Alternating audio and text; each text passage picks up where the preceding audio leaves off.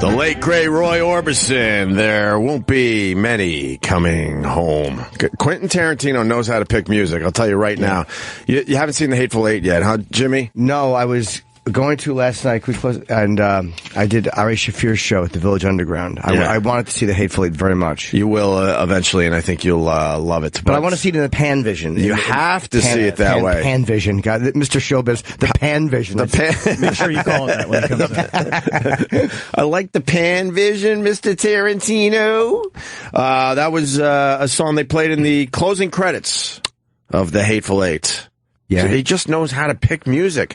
I don't think I ever heard that song before I watched the movie, and now I really like it. I want to know who does his music. I'm going to mark that down because he literally at every movie has the best music at their best times, and they're like in Pulp Fiction when fucking Bruce Willis is sitting there, you know, counting flowers on the wall. Like he has these crazy weird songs that you're like you have to go and download everything. Yeah, I would bet it's him.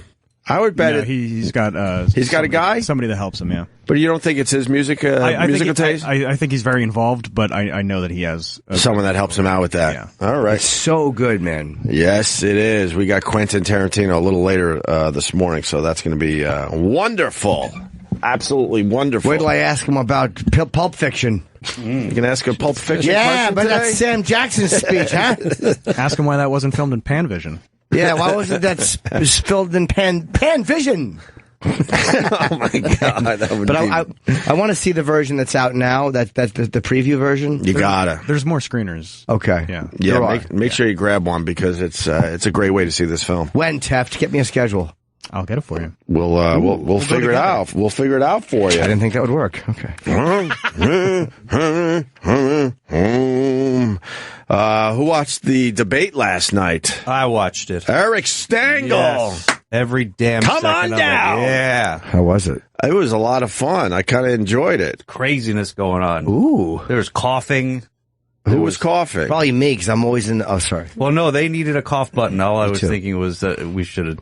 Really? Yeah, they should have done something. I think it was Carson that was coughing. Oh, Ben Carson is just dead in the water. His campaign is so over. Yeah. He's dropped drastically in the polls, and he's not coming back from that. He is not coming back. I appreciated his moment of silence, but that was so freaking awkward. Wasn't it? I don't appreciate his moment of silence. Why? It's for a good cause. It was for victims. Who did the moment of silence? Ben Carson. They had each candidate. They gave them a moment to introduce themselves. Yeah. So Chris Christie's like, America's at a crossroads. We have to blah blah blah blah. And the next person they start to get. You did the Chris Christie wrong. Everything is about Jersey.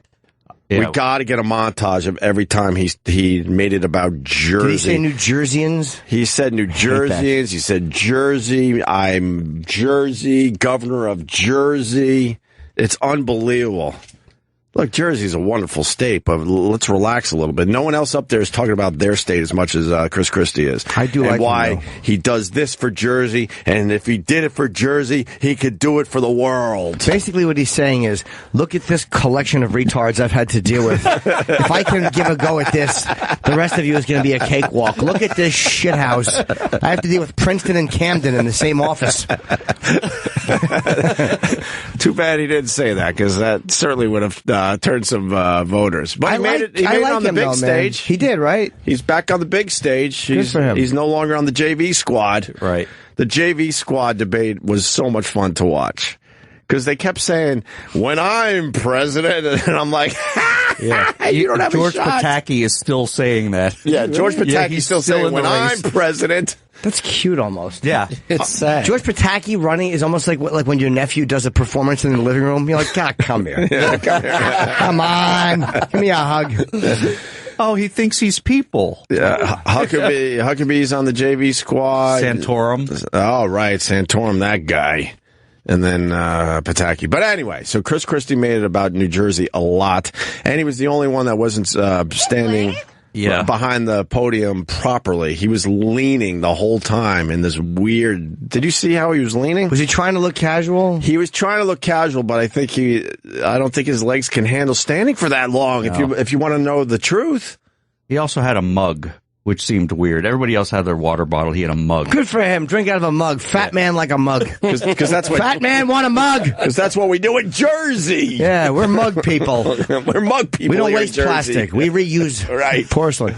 I like him a lot, and it's just I hate the way he does that fucking like that little thing like there's a man home. Yeah. I don't care about him, and neither do you. Shut up. I think if he adjusts that just a little bit, I think more people would come on board. Yeah, because he seems to be a pretty smart person and has a personality, but he interjects that Jersey angle way too much. And Ben Carson, here's his moment of silence. Oh, embarrassing. Yeah, so he was like the 5th or 6th person to introduce themselves, and here's how he started. Yes. Thank you, Wolf. Please join me for a moment of silence in remembrance of the San Bernardino victims. Thank you. That's 4 seconds. Our country, since its acceptance... That was 4 seconds. He's just going for a moment. Like, what fucking fraudulent shit? He's just going... If that happened that day... But, why don't you mention 9/11 while you're at it, you fucking idiot? It's literally going for a moment at the expense of these dead people. It was kind of uncomfortable because no one else really went there. Patton Oswalt's brother, Matt, is hilarious on Twitter. He's amazing. What's his Twitter? Puddin' Strip. Yeah, Puddin' Strip. He tweeted, I've seen Vine videos longer than that moment of silence. Too funny, man. Yeah. Way to go, Matt Oswald. Yeah, Puddin' Strip. If you're not following him, I don't know what you're doing. He's one of the better ones on Twitter, for sure. What else about the debate? Jeb Bush wasn't going to take anyone's shit, right? Yeah, but he's like a fake tough guy. What do you mean he's a fake tough guy? He puffs his chest and then Trump slaps him down. Yeah. Well, he decided I ain't taking Trump's shit anymore. But every time he said that, then Trump would just hit him harder. Yeah. It's not a fair fight. Because none of these guys they're not used to hitting like that. They're better at picking apart the issues. Yeah. But none of them are better at just standing there being a dick. Being a bully, basically. Because he's good at that because he's fucking run his own thing he had never had to be polite. Yeah. So when you never have to be polite, now you're in front of all these people, you're just going to handle shit. Yeah. It was like watching Patrice with that stupid feminist. Oh, sure. She's so used to doing polite debates. Yeah. And, well, I don't go. Yeah. And then he's just telling her basically to shut her fucking mouth, and she didn't know how to handle that. Even though Trump's a rich guy, he knows his way around the schoolyard. Yeah. Right? Absolutely. What was I going to say? Oh, the one thing about Jeb Bush, when they came out to start the debate, they all stood there for a group picture. Did you see how... Yes, I noticed. You did notice that? All right, good. That he is so stiff, he can't even stand properly. His arms, I'll try to find a photo of it and post it, but his arms are not at his sides. He's just so his relaxing motion is his arms kind of out. He's self-conscious. He's very self-conscious. Everything he does, he's probably second-guessing. He's worried about every little... Yeah. Oh, God, I look like a wimp. I look stupid. I look ineffective. He's not relaxed or loose. All right. Let me... let's go to the Jeb Bush Trump highlights. This is damn good. This is very good. This is all you need to see, Jimmy. Highlights of the Trump-Bush split screen. All right, I think I'm music. Donald, is great at the one-liners, but he's a chaos candidate. Ew. Jeb doesn't really believe I'm unhinged. He said that very simply because he has failed in this campaign. It's been a total disaster. Yeah. Nobody cares. And frankly, I'm the most solid person up here. I built a tremendous company, and all I want to do is make America great again. That's not a serious proposal. We need a serious leader to deal with this, and I believe I'm that guy. When you had the World Trade Center go, people were put into planes that were friends, family, girlfriends, and they were put into planes and they were sent back for the most part to Saudi Arabia. They knew what was going on. They went home and they wanted to watch their boyfriends on television. I would be very, very firm with families. This is another example of the lack of seriousness. Look, this is troubling because we're at war. They've declared war on us, and we need to have a serious strategy to destroy ISIS. But the idea that is a solution to this is just crazy. And he gets his foreign policy experience from the shows. Come on, that is not a serious kind of candidate. Honestly, I think Jeb is a very nice person. He's a very nice person, but we need tough people. We need toughness. We need intelligence, and we need tough. Am I talking or are you talking, Jeb? I'm talking right now. I'm talking. You can go back. You're not talking. You interrupted me, September 30th, Are you going to apologize, Jeb? No. Am I allowed to finish? Yes, one at a time. Excuse me. Am I allowed to finish? Go ahead, Mr. Trump. It's just childish. So, little of your again, own medicine I know you're trying to build Bush, up your energy, please. Jeb, but it's not working. And that's why I love this fucking dude. Yep. Just call these fucking assholes out. Oh, how embarrassing. That's exactly what he was trying to do. What did he say? You're not going to bully your way to the presidency or something like that, or insult your way to the presidency? And you can't insult your way to the presidency. Is that clip in there? Because then he talks about, he makes fun of Bush and says, you got 3% and I'm up to 42%. Yeah. Your campaign is a complete and utter disaster. Did he say the 42 versus 3% in that earlier clip or no? No, not in the one we just saw, but we have that separately. Okay, and is that it from the highlights? There's a little more in the highlights. Let me hear the rest of the highlights first. I just enjoy that. It's fun to watch him speak to these people the way you want to speak to them. Yeah. Of course. Seek out, as I have, the best advice that exists. I won't get my information from the shows. I don't know if that's Saturday morning or Sunday morning. I don't know which one. This is a tough business to run for president. I know. You're a tough guy, Jeb. Yes, and we need to have a leader that is real tough. You're never going to be president of the United States by insulting your way to the presidency. Let's see. I'm at 42 and you're at 3, so far I'm doing better. Doesn't matter. So far I'm doing better. One of these guys, one of these guys is going to be, well, maybe not be our next president. Who knows? Everyone's saying that it's Hillary's to lose at this point. So much fun to watch because the whole GOP is a mess right now. They just don't know how to handle Trump. Yeah, like everyone's saying what a shithead he is and how he's not ready and all. Yeah, but what's like? Fucking Bush can't even take a photo comfortably. Like, he's literally so uncomfortable in his own skin, he's got to put his arm, like, yeah. Who wants that guy? Who wants a guy that stands on his tiptoes for a photo with the rest of them? Do you remember that clip? Yeah. Where he stands on his tippy toes? To look taller or something? Fucking douche. That old gag? What a douche. Donald Trump calls CNN debate unprofessional. Yeah. Oh, yeah, I did see this as well. He turned on CNN. Yeah, because... Why wouldn't he? Well, because CNN, they're smart. They know where the ratings will come from, and if you could get a little conflict going between Trump and anybody on that stage, that's great for CNN, right? Because everyone's going to be playing the clips the next morning. And Trump was fully aware that that was sort of going on, and he called them out. I think it's very sad that CNN leads Jeb Bush, Governor Bush, down a road by starting off virtually all of the questions, Mr. Trump this, I think it's very sad. And frankly, I think it's very sad. And frankly, I watched the first debate, and the first long number of questions were, Mr. Trump said this, Mr. Trump said that, Mr. Trump. These poor guys, although I must tell you, Santorum, good guy. Governor Huckabee, good guy. They were very nice, and I respect them greatly. But I thought it was very unfair that virtually the entire early portion of the debate was Trump this, Trump that, in order to get ratings. But Mr. Trump, it's not in order CNN. to get ratings, Mr. Trump, I was on CNN last night watching. Excuse me. I think it's very unprofessional. But it wasn't. Excuse me. And the guy shut up. Yeah. That's a guy who has run a lot of board meetings. Excuse me. Yes. Oh, sorry. I didn't mean to talk. Yeah, he knows his word. I love it. Yes. Fuck, these people are also hateable. Yes. He's right. Why? Even he's tired of his own dumb name. Why are they continuing to ask about him only? Because they know that's they why, want the clip. Yeah, they know that's why a lot more people are watching these things than in past debates. Get to the end of the clip. It wasn't CNN. It was me. I watched you last night for 16 minutes. I think it's very not unprofessional. CNN. It's not CNN. Okay. It's America's watching you. Okay, fine. It's America's watching. All right, there you go. What else about the debate? I like the Bush. You can't insult your way into the presidency. The longer form, the longer clip we got as well. Yes. This was this is how it really went down with Jeb Bush and Trump. Oh, do we have ad blocker yet today? Yeah, sure. We do? No. And then people are yelling that we got to get the red tube. Yeah. Yeah. Are we going to get the red tube at least? We were told. What is the red tube? You can pay. I think a fleshlight option. You can pay for a service on YouTube, and you don't have to watch the ads. Yeah, but that's got to go through a whole bunch of people before they'll decide. You know what? If we knew that existed, then why have we been waiting I didn't know that existed. How much 6 months? Like $900 a month or something? $9 a month. $9 lousy dollars a month. Isn't it just like a quick expense? Yeah. I would believe so, but now that's got to go through the proper channels around here. That's going to take at least a month. $9 a month. We can all fucking chip in. What's that? And fucking at the end of the month, figure it out. I hate saying the word. I have to do it to myself and interrupt my own flow. All right, we got the clip. Here we go. The problem is, We need toughness. Honestly, I think Jeb is a very nice person.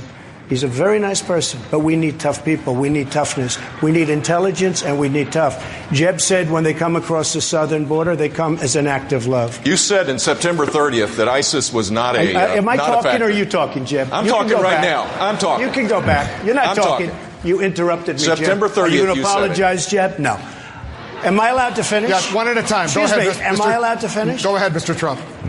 So, little of your again, own medicine there. I know you're trying to build Bush, up your energy, please. Jeff, but it's not working one at very a time. well. Yeah. Look. Oh, and that got the We applause need a break. How toughness. embarrassing. We need strength. We're not respected as a nation anymore. We don't have that level of respect that we need. And if we don't get it back fast, we're just going to go weaker, and just disintegrate. We can't allow that to happen. We need strength. We don't have it. When Jeb comes out and he talks about the border, and I saw it, and I was witness to it, and so was everyone else, and I was standing there, they come across as an act of love. He's saying the same thing right now with radical Islam. And we can't have that in our country. It just won't work. We need strength. Governor Bush.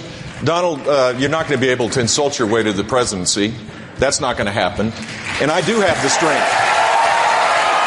Oh, that got an applause. Something resonated with the folks there that evening.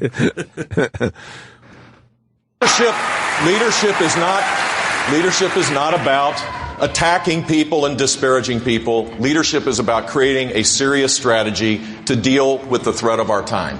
And I laid out that strategy before the attacks in Paris and before the attacks in San Bernardino, and it is the way the way forward. We need to increase our military spending. We need to deal with a no-fly zone in Syria, a safe zone. We need to focus on building a military that is second to none so that we can destroy Islamic terrorism. With Jeb's attitude, we will never be great again. Hey, at least he said, I remember the same thing. At least he said Islamic terrorism. At least the Republicans will say Islamic terrorism. Yeah, in general, they say that. Yeah.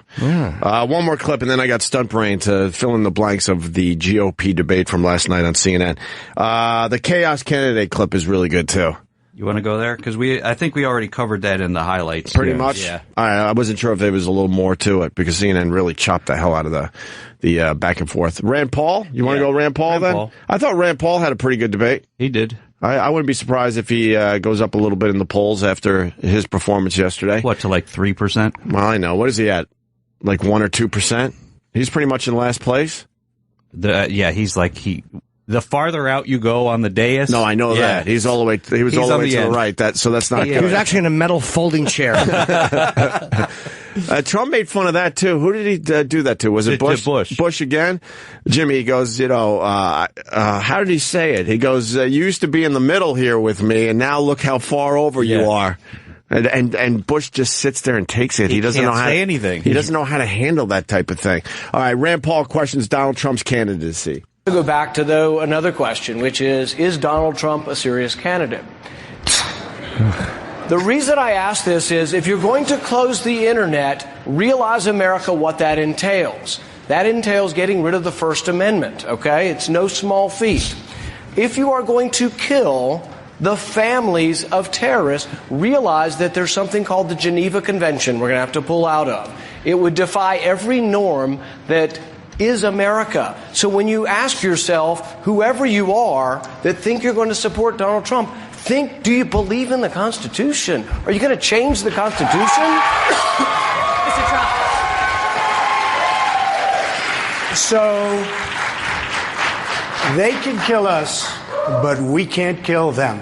That's what you're saying. And as far as the internet is concerned, I'm not talking about closing the internet. I'm talking about parts of Syria, parts of Iraq, where ISIS is, spotting it. Now, you could close it. What I like even better than that is getting our smartest and getting our best to infiltrate their internet so that we know exactly where they're going, exactly where they're going to be. I like that better.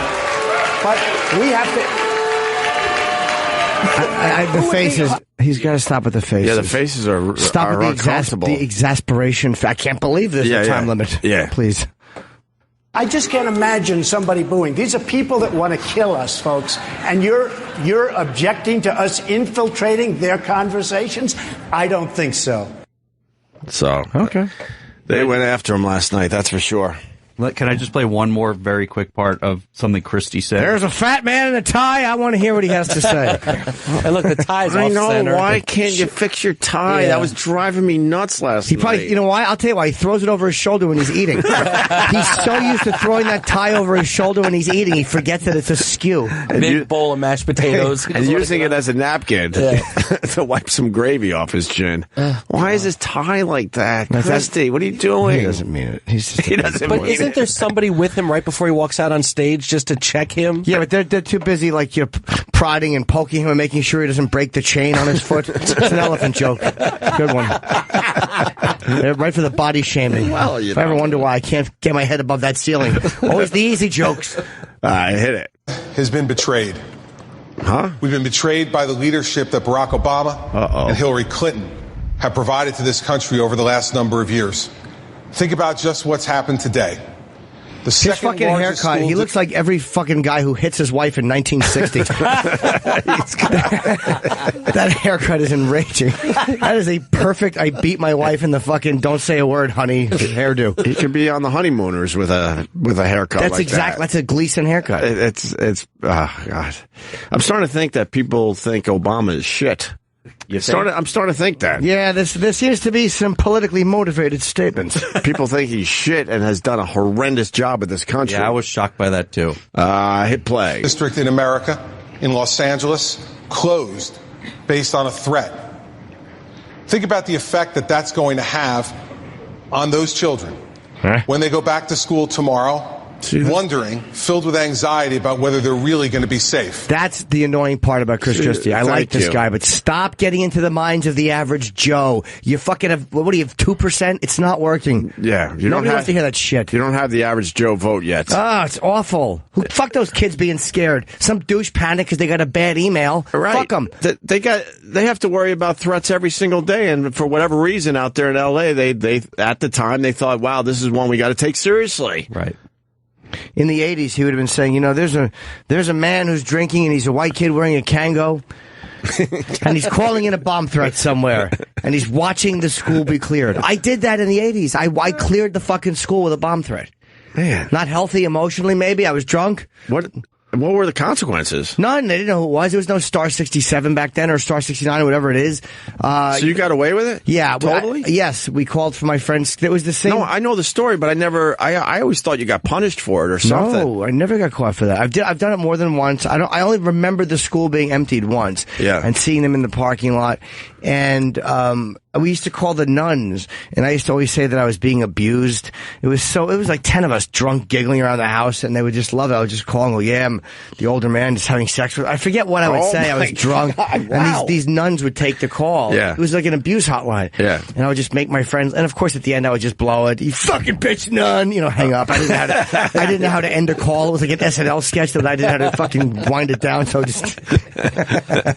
But you would sit there and watch the school empty out? Only that one time I can remember, and it's a vague memory because I was drunk, yeah. But I remember I can remember looking through the trees wherever we were. I guess the house could see the back of the school parking lot, and seeing the students in the parking lot. Did that get you off a little bit? Oh my God, it was everything I had ever wanted. I felt Jimmy Norton finally mattered. Domestic terrorist. Wow. Yeah. It was, yeah. That's pretty much, yes. But at the time, you're not thinking. You would be in a lot of trouble if you did that nowadays. I would have been kicked out of school. And you weren't thinking in that time about like what it meant, the implications of it. You were just thinking about being funny for your dumb friends when you were, although I was like a junior or senior in high school. There was no excuse. Yeah, you should have stopped drinking at 17 like you did. Yeah, I'm not going to question that anymore because that has confused me over the years. That how does someone know at 17 that it's time to put down the alcohol? Yeah. I get it.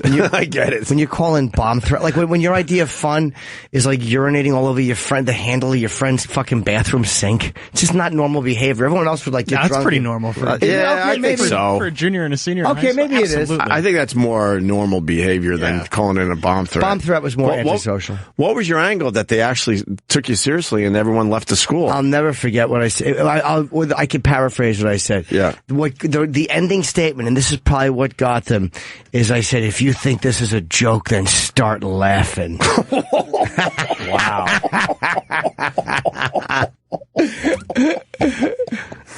Oh my God, you're a villain. You're an evil villain. You're an evil villain, and that was your catchphrase. I literally was that going to be your catchphrase? All I needed to do was go. Diabolical laugh. Diabolical laugh. I was a hack bomb threader. But back then, again, it was. I'm going to get 85, maybe 86. It was just a different world then. It was a different. I love that you had a catchphrase. Yeah, I love it. And it wasn't happening every 10 minutes, so they probably just didn't know. And that one, they probably got them all the time. Were you hoping to fight Batman someday? I just wanted to be important. I wanted to be Jimmy Norton, who mattered. Were you hoping they'd give you a nickname? Yes, I was. It's that guy again. Oh no, it's the Mad Joker, the Mad Jester. Because Joker was taken. Yeah, Joker's taken. You can't use that. Bomb Jester calls. School responds. What was the final line again? And if you think this is a joke, or if you think I'm joking, then start laughing. And I can't believe, credit to the friends, because now nobody keeps a fucking secret. Back then, nobody ratted me out. I never had any problem with that. Now this would be, somebody would talk about it, somebody would Facebook about it, and you'd be fucked. But back then, nobody said a word. And they just had to deal with it, because they never found out who did it. Yeah, and I'm sure they forgot about it a week later. Did they interrogate anybody? Do you remember? I literally know nothing else about it, except people talking about it briefly. It's a very foggy memory. Would you get off on the fact that when you were back at school that you could hear people just sort of talking about the bomb threat from the day before? I'm sure I did, but I don't remember. Okay. What I remember that happening is when I was in rehab and I wrote the poem and I left it. Yeah. And I could hear people talking about the poem. Because I wasn't drunk when I did that, and I'm very. What was the poem again? It's just not good. It was about me and alcohol. Is that the one you brought in? Yes, it was. And Kevin Smith read it. I put it in Happy Endings in my first book. And Kevin Smith, we had read it in here. It was so awful. Yeah. It really was the poetry of a douche. Well, I was 17. You were trying to get some emotions out. Yes, I was. In rhyme form. What the hell is that? News gets real. We might have to look at that a little later. Hi, Derek. This is an ADD radio show. We got too many TVs on. You get distracted really quickly. Stump Brain, hold on. I know you're on hold. One more sentence. Yeah, let's go with the Governor Christie thing for another moment here. Think about the mothers who will take those children tomorrow morning to the bus stop. Can he stop it? Wondering whether their children will arrive back on that bus safe and sound. Think about the fathers I don't want of Los to. Angeles. Who tomorrow will head off to work. Oh, yeah. Okay. I forgot about this. Regular guy shit. Stop it. No. You're missing the huge point here. Governor Christie is basically telling America that the father's still going to work and the moms bring the kids to school. That's right. That is going to hurt him a little bit. Twitter exploded. What the fuck year is this, Mr. Christie? Meanwhile, they know what he means. Now they're just harping on, But that whole, breaking it down to that father or that mother, I don't think that strategy is working for him. It's failing horrendously. He literally would do better if he was just doing chip jokes up there. He couldn't do any worse. Right. Fucking bomb. What, are they going to tell bad jokes? Mr. Trump, back to you. Couldn't do any worse than what he's doing. Could you finish this up? And wonder about the safety of their wives and their children. As the man goes to work and earns an honest living. He keeps trying to go for these moments where he's sincere, and his attempts, it's cringe-inducing. Yeah. I wish somebody, if we ever interview him, I swear to God I'll tell him that. Please, you're a smart guy. Please stop doing that. Everyone hates it. I think we should be interviewing a few of these guys. Why not? We can't do any worse than when you have 6% coming on this radio show. What's he going to do, knock you to 5? Yeah. We used to, how many times have we talked to Trump over the years? At least it doesn't. 3? Oh, more than that. Oh, God. We go way back with, I was going to say about 10 to 12 times. Maybe that's a little high. We've talked to him a lot, though. And then he runs for the presidency, and then we're pretty much the only people he's not talking to. We're on the pay no mind list. Exactly. How does this end? It's the same crap. All right, you're done with it? Okay. More dreck. Let's go to our pal Stunt Brain, who knows a little bit more about this shit than we do. That's your introduction there, sir. How are you? Thank you. I'm good. You guys know a lot, but I think you missed something that a lot of the internet was irate about with Christie's statement, and he did have a pretty good night. Two girls, one tie. I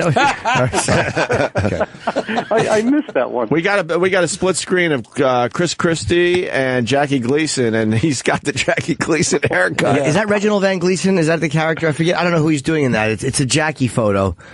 Can't you find one without a mustache? There's got to be one without a mustache. Yeah, I found one. The one Jackie photo you find, he's got a fucking mustache. No, I found one where the hair was the best. I think the hair is right on. I'm not as worried about the mustache. The mustache. He definitely looks like he could be his cousin or something in the Honeymooners. Yeah.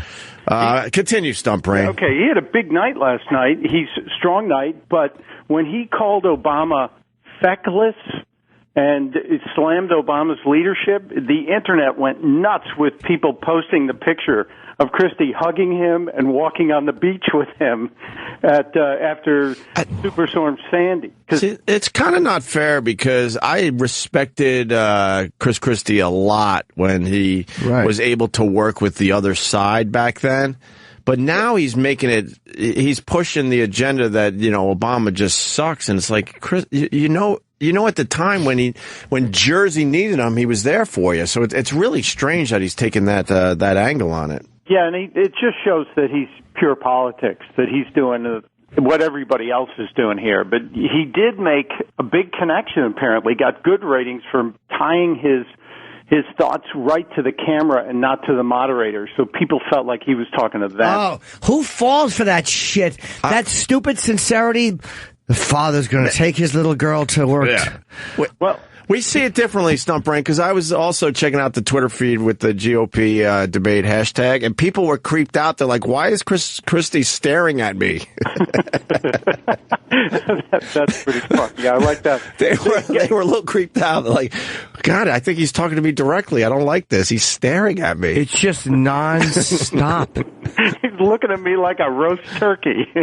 But he did have a good night though overall. But guess who had the biggest night in terms of Twitter increase? Lyle C. I'm gonna go for a real guess. I'm going for the real guess. Rand Paul. I'm gonna say Jared Fogle. Strong night for Rand. I doubt for Jared, but Twitter says the candidate who picked up the most followers last night was Bernie Sanders. That for whatever reason, Sanders had a huge spike last night during the GOP debate, which makes you wonder if the GOP's not working social media hard enough. He's got a little momentum, this Bernie Sanders. I've been paying attention. Yeah, and he's getting a big push now from the black community. There's a documentary coming out from Killer Mike, the rapper, who spent some time with Bernie, and he's been doing big fundraisers for him as well. So while the GOP is having its big night, Bernie was having quite a night too. Let me tell you something about Killer Mike. I've seen him. They're using him on a lot of these news shows. It's hard to listen to what he has to say because his name is Killer Mike. If he wants to talk more politics, can he use his birth name or something? It's a distraction. Yeah, well, the community knows him, and I think that's what they're pushing for. And you're right; it does kind of look funny when you see the lower third on TV. Yeah, it says, "Oh, ladies and gentlemen, we're talking with Killer Mike." And one of the it might have been Wolf or one of them. They were uncomfortable with the fact this Killer Mike was saying intelligent things, and they had to say, But your name's Killer Mike, and his real name's Mike Hitler, so they had to. Oh, so then Killer Mike goes. So it should be Good Egg Mike. So then Killer Mike goes. Look, I just want everyone to know my name's Killer Mike because I kill it on the microphone.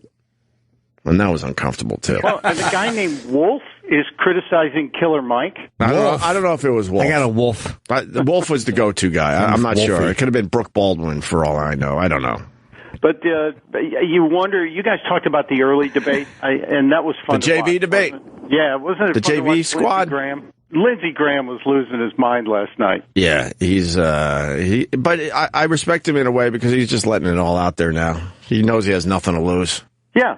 And no one respects no one wants a president with a girl name. I'm sorry. Just don't. Lindsay's a girl's name. I don't want a male president with a girl's name. I don't want it's embarrassing. ISIS will kill us for that. Do you think he even has a chance? He's a bachelor, too. He's a lifelong bachelor. I can relate to that. Somebody likes sucking cock. Oh, what's that about, you think? Oh. I don't think that would work on a bumper sticker, Jimmy. You kidding me? I'd buy it. Why not? Just don't put it on your own car. Put it on someone else's car. A lifetime bachelor for this Lindsey Graham, huh? Confirmed bachelor. He says he's trying to figure out who would be his first lady. He's talking about having some sort of contest. But he's big foreign policy, big tough guy talk. He always wants to hit everybody hard. And when he went on his little rant saying how much he missed George W. Bush, it was. Oh, that's I right. thought that was entertaining. Yeah, I forgot. He got a nice applause break for that or something. He did, but our online polling, which I think it's over almost 50,000 votes now, have Trump tied with Cruz as taking last night. Oh, my God. I would love to have Cruz as president. He's such a fine actor. Boo, Jim. CNN right there. Trump versus Cruz. Who won? Terry Crews? So CNN is saying it's down to those two. Yeah, it was a big night for Cruz. Can he sustain it all the way to February 1st in Iowa? It's a long ways away, so we'll see. But Rubio also had a I guess a solid night. He and Cruz looked like a ticket at times when they kept running the split screen of the two of them going back and forth. Why is Rubio's ears so big? He's too young. He's too young to have big, huge, droopy ears. What's going on there? I have to investigate this one. I never noticed the ears. See, you're writing about the wrong stuff at the Blaze. I want to know why Rubio's ears are so fucking big. What's up They're with big Rubio's and droopy ears today on the Blaze? Well, we should compare ear size on all of them. Yeah, no, Rubio might have the biggest ears of all of them. So, what do you think of Trump?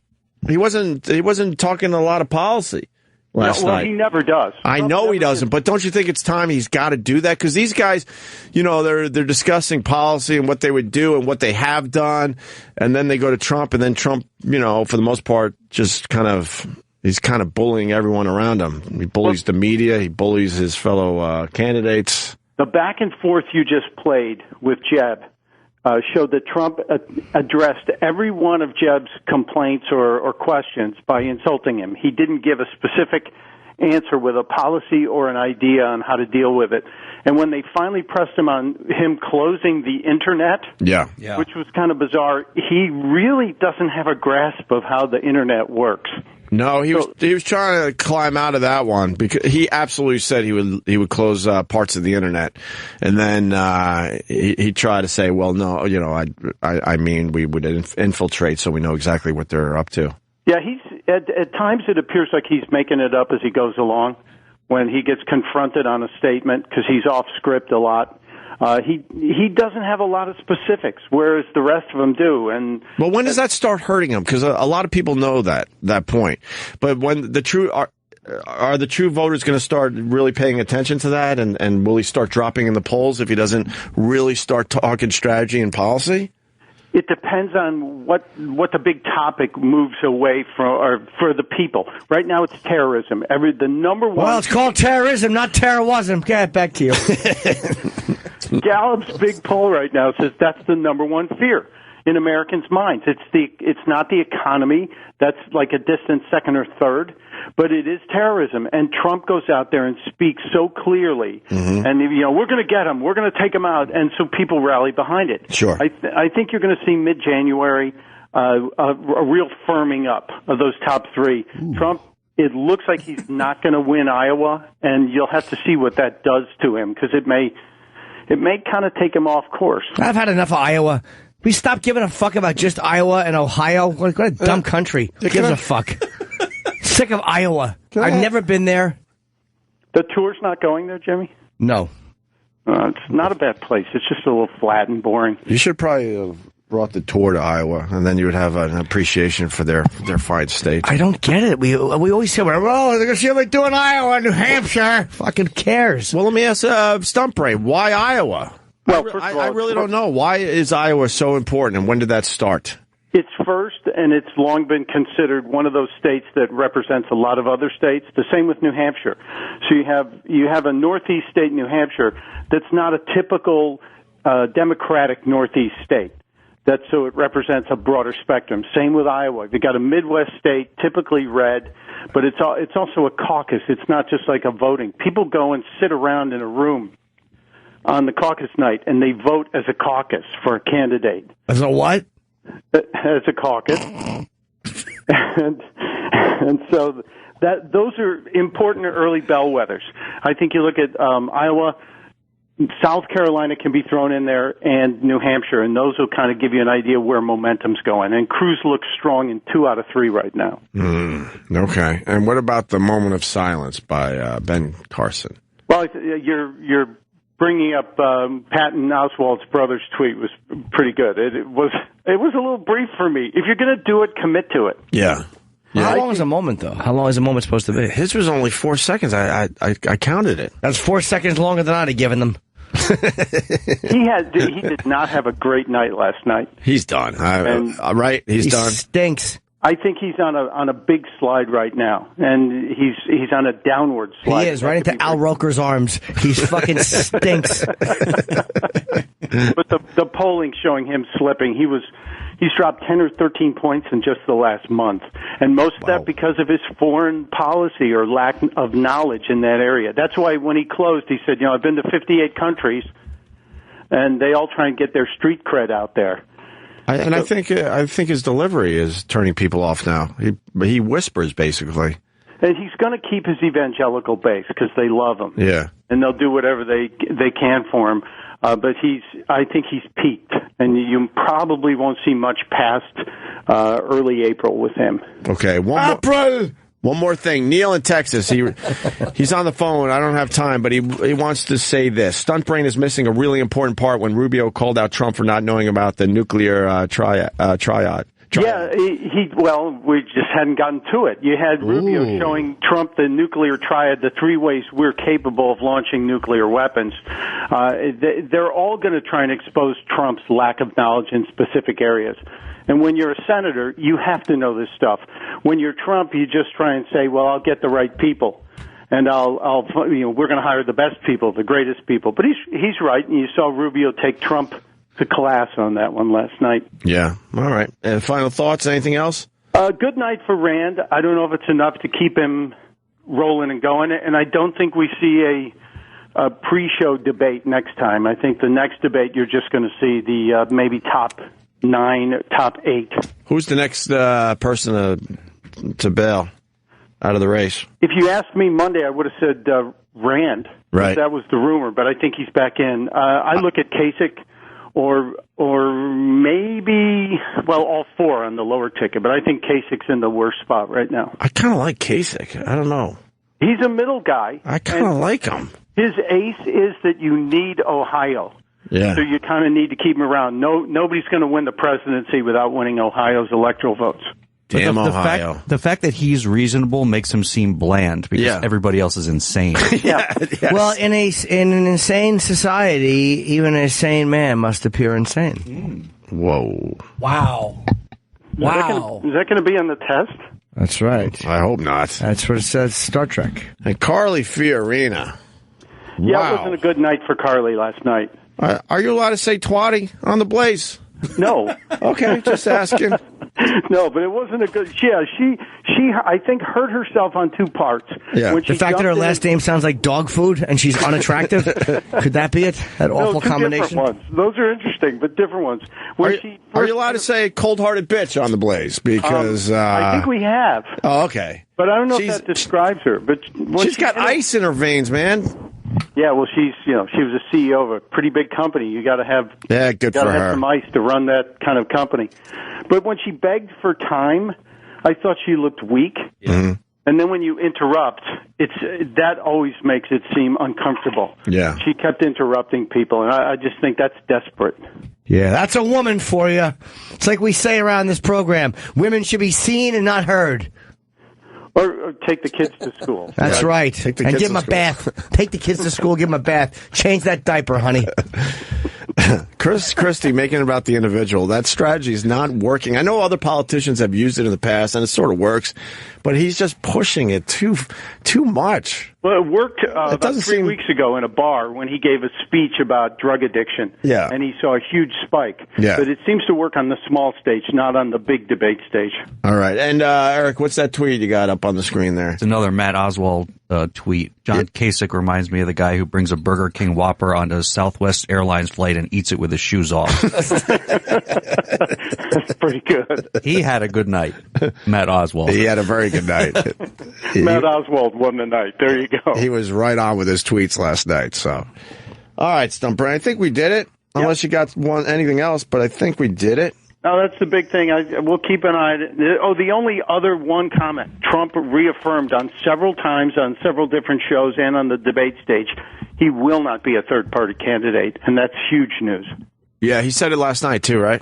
Yeah, he said it on the stage and on 2 different shows afterwards, so that will be a big sigh of relief for the GOP. I made it to about 10:30, so I missed like the last 20 minutes or so, but all right, Stumper, always a pleasure. Thank you, sir. Thanks, guys. From the Blaze, he does a very good job over there.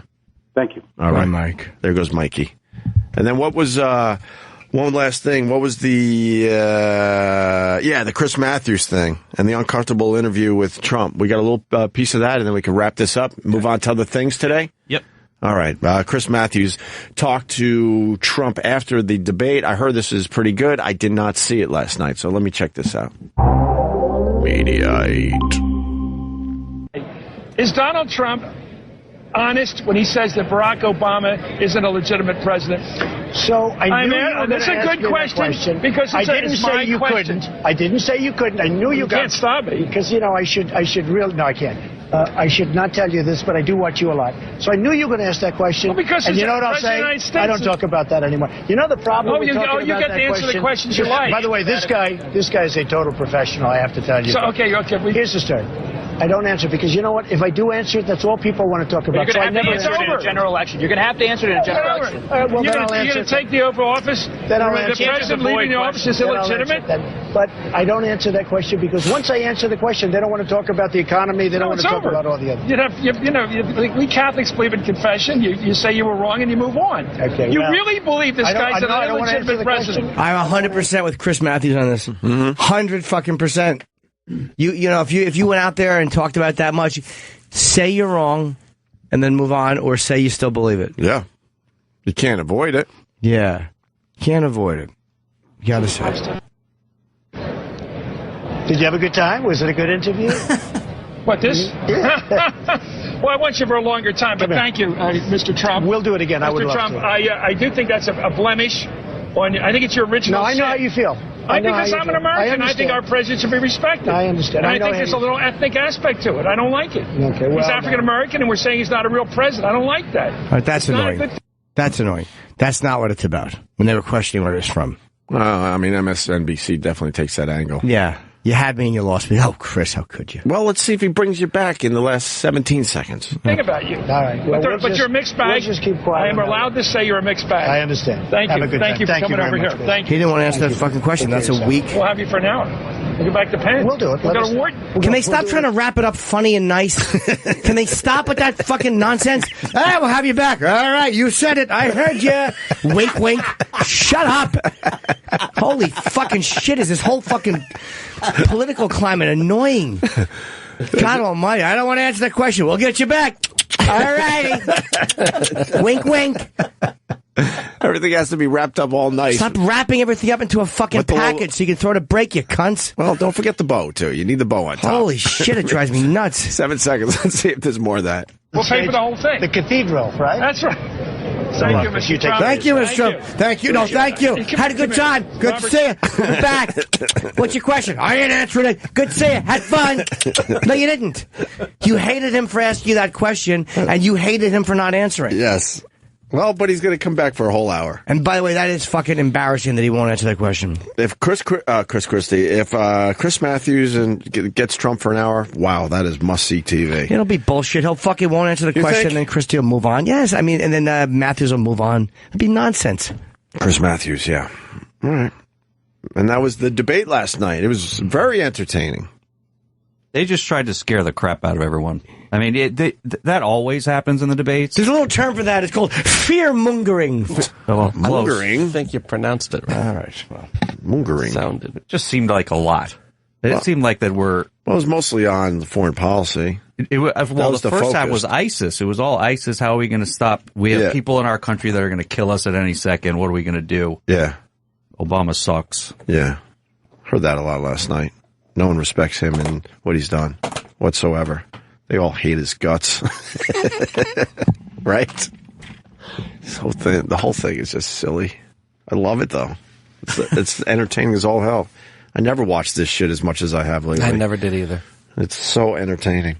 All right, what are we going to do? We're going to get into some other things. Rollins saw Star Wars last night. He did. Is he the only one on staff that got to see it? I believe so, yes. He loved it. He said he cried. Yeah. It was very emotional. So he stayed awake the whole time, he said.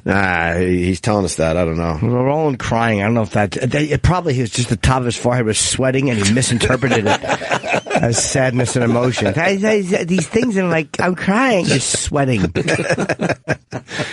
Let's get his review on Star Wars. Here he comes. Well, I mean, we've got to take a break. Well, it'll take a while. Well, no, yeah. You got time. Oh, all right. After the break, we're going to talk to Roland a little bit about Star Wars. Yeah. We're going to talk about Melissa Harris Perry saying Star Wars is racist. And she's right. We got the clip. She's a good woman. We got Mark Norman coming in today.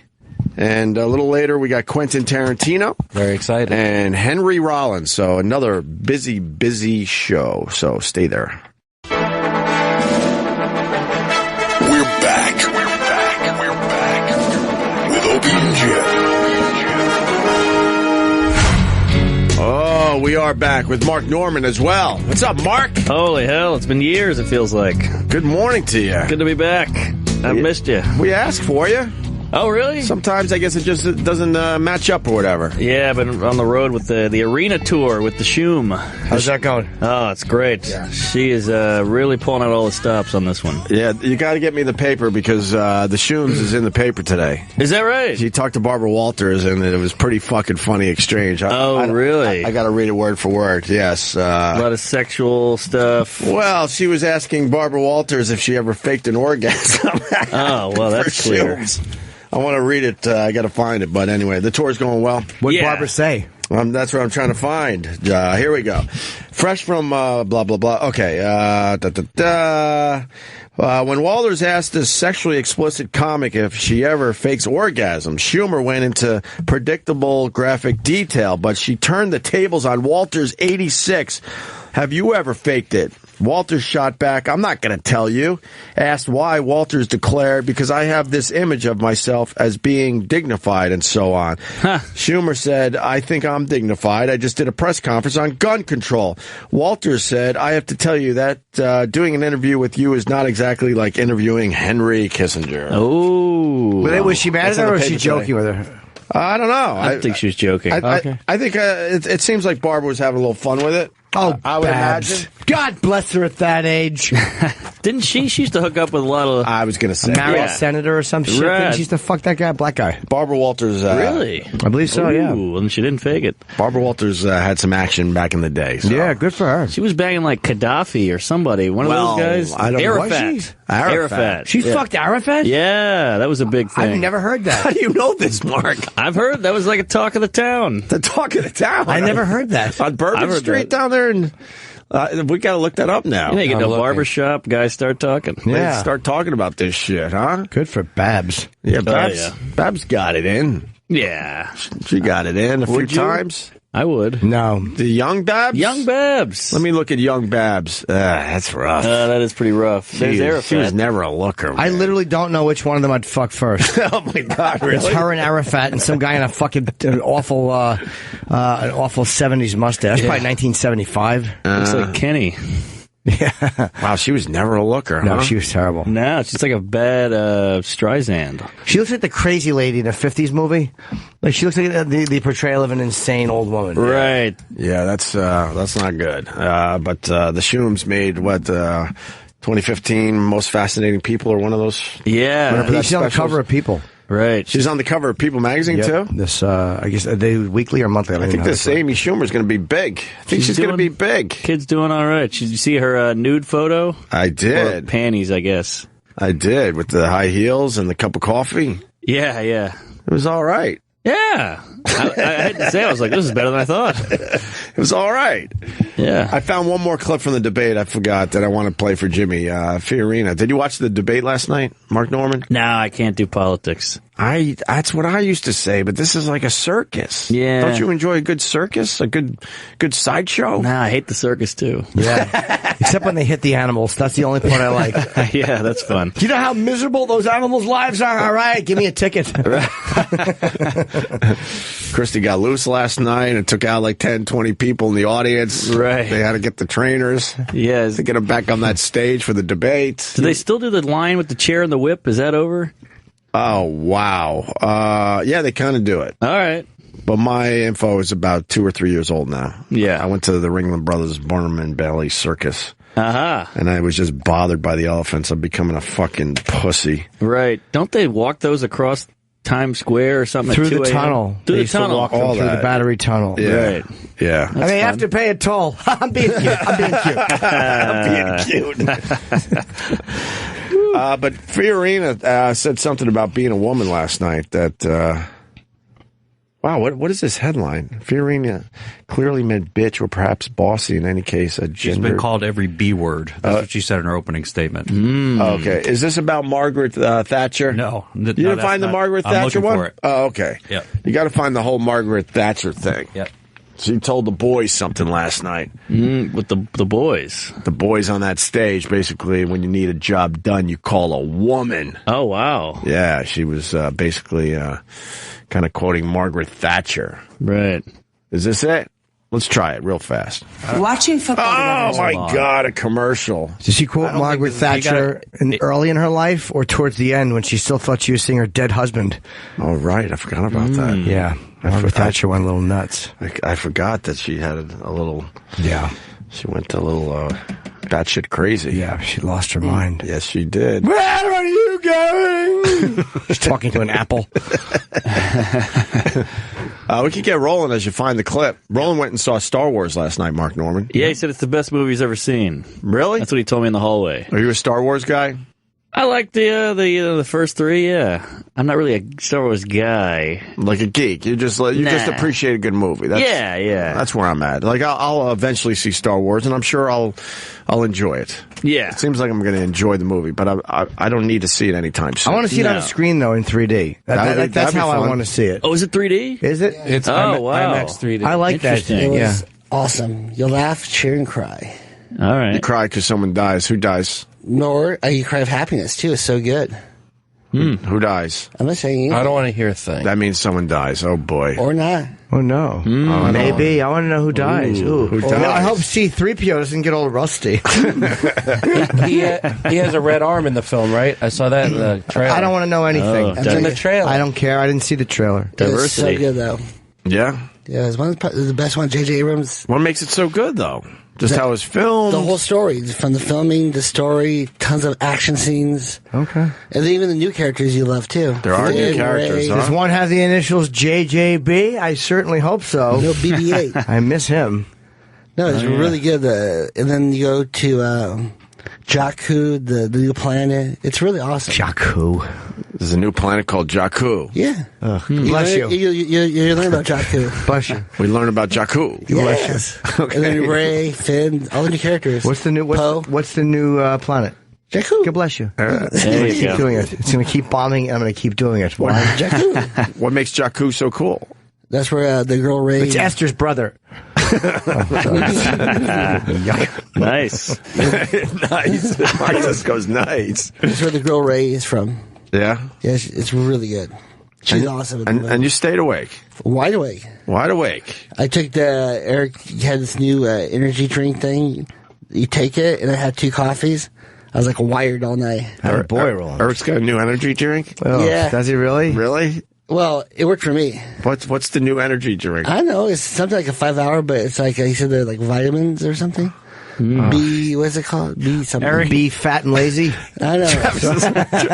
Eric, I forgot what's it called. Eric says it's just 5 hour wires you. It's just 5 hour energy? Yeah, it's nothing new. It's nothing new or special. Kenny takes them once in a while when we're driving late at night.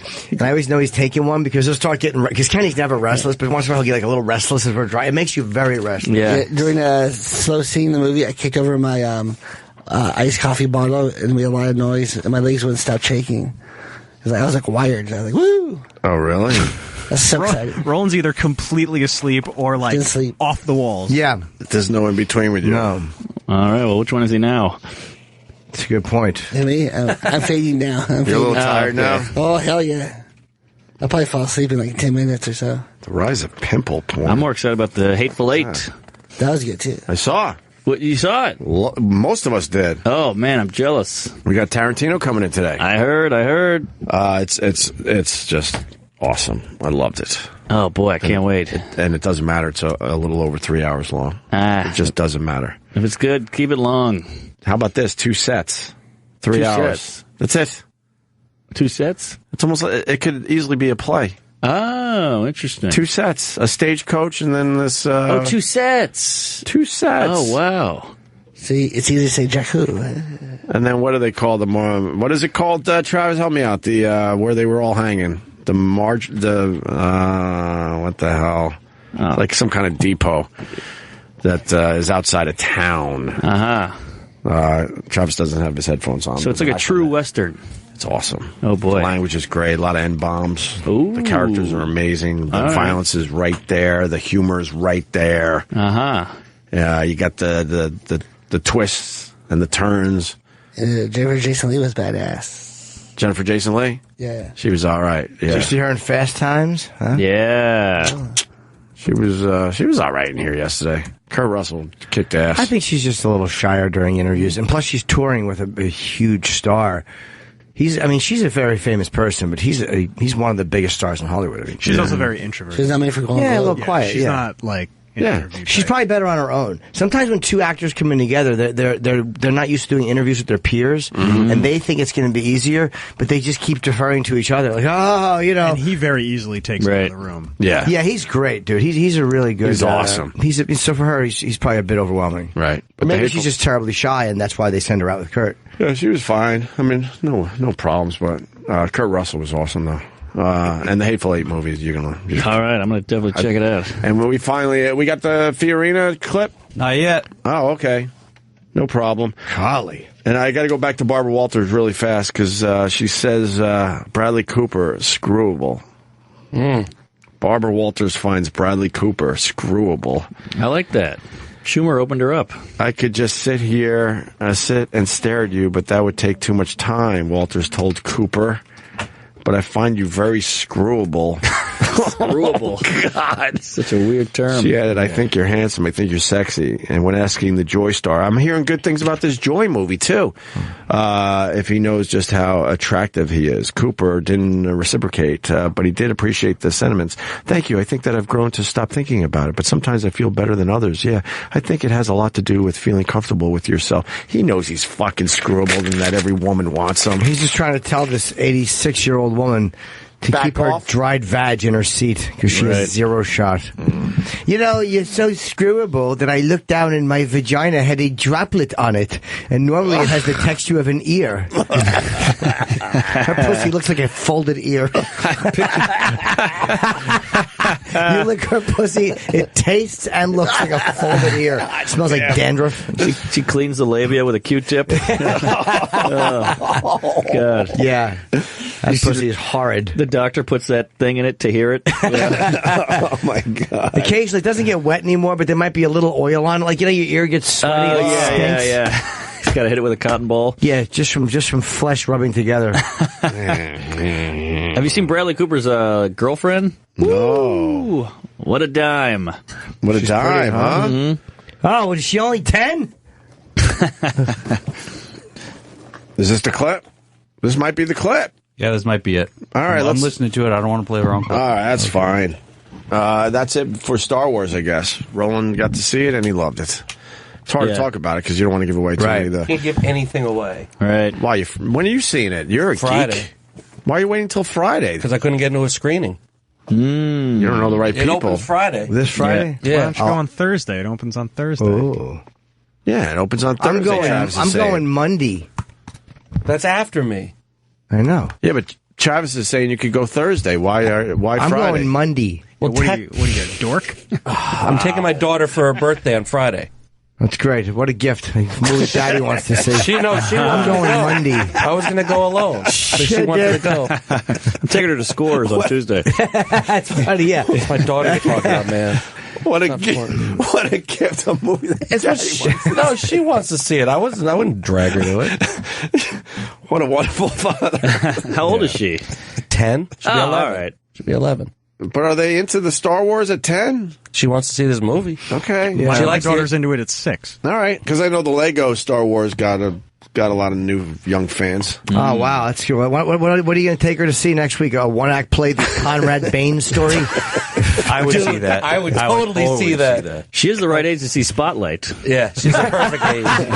Perfect age. I'm taking her out of school early to see it. And for them to be saying Spotlight might be the best movie of the year is fucking ridiculous. It was good, but it's not the best movie. You didn't think so? I liked it very much. You loved it. But not Best Picture. Ex Machina? I didn't see that. Oh, I'd say that's the best. I did see that. The Machine movie, yes, Yeah. I did watch that. Yeah. That was very... I didn't realize that was this year. Yeah, well, early, yeah. Yeah, I saw the twist coming. Mm-hmm. The Machine takes little metal duties. Boo. Fucking boo. Yeah, Let me just soak in it. Okay. All right. But I did enjoy that a lot. Yeah, that was great.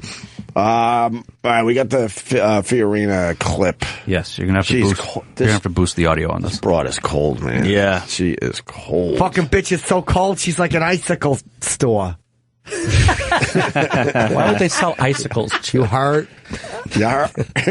Heard what I said? To be held accountable over and over, not first-term senators who never made an executive decision in their life. One of the things I would immediately do, in addition to defeating them here at home, is bring back the warrior class. Petraeus, McChrystal, Mattis, Keene, Not a bad Flynn. idea, by the Every way. single one of these generals I know, every one was retired early Not because a they bad told idea. President Obama things that he didn't want to hear.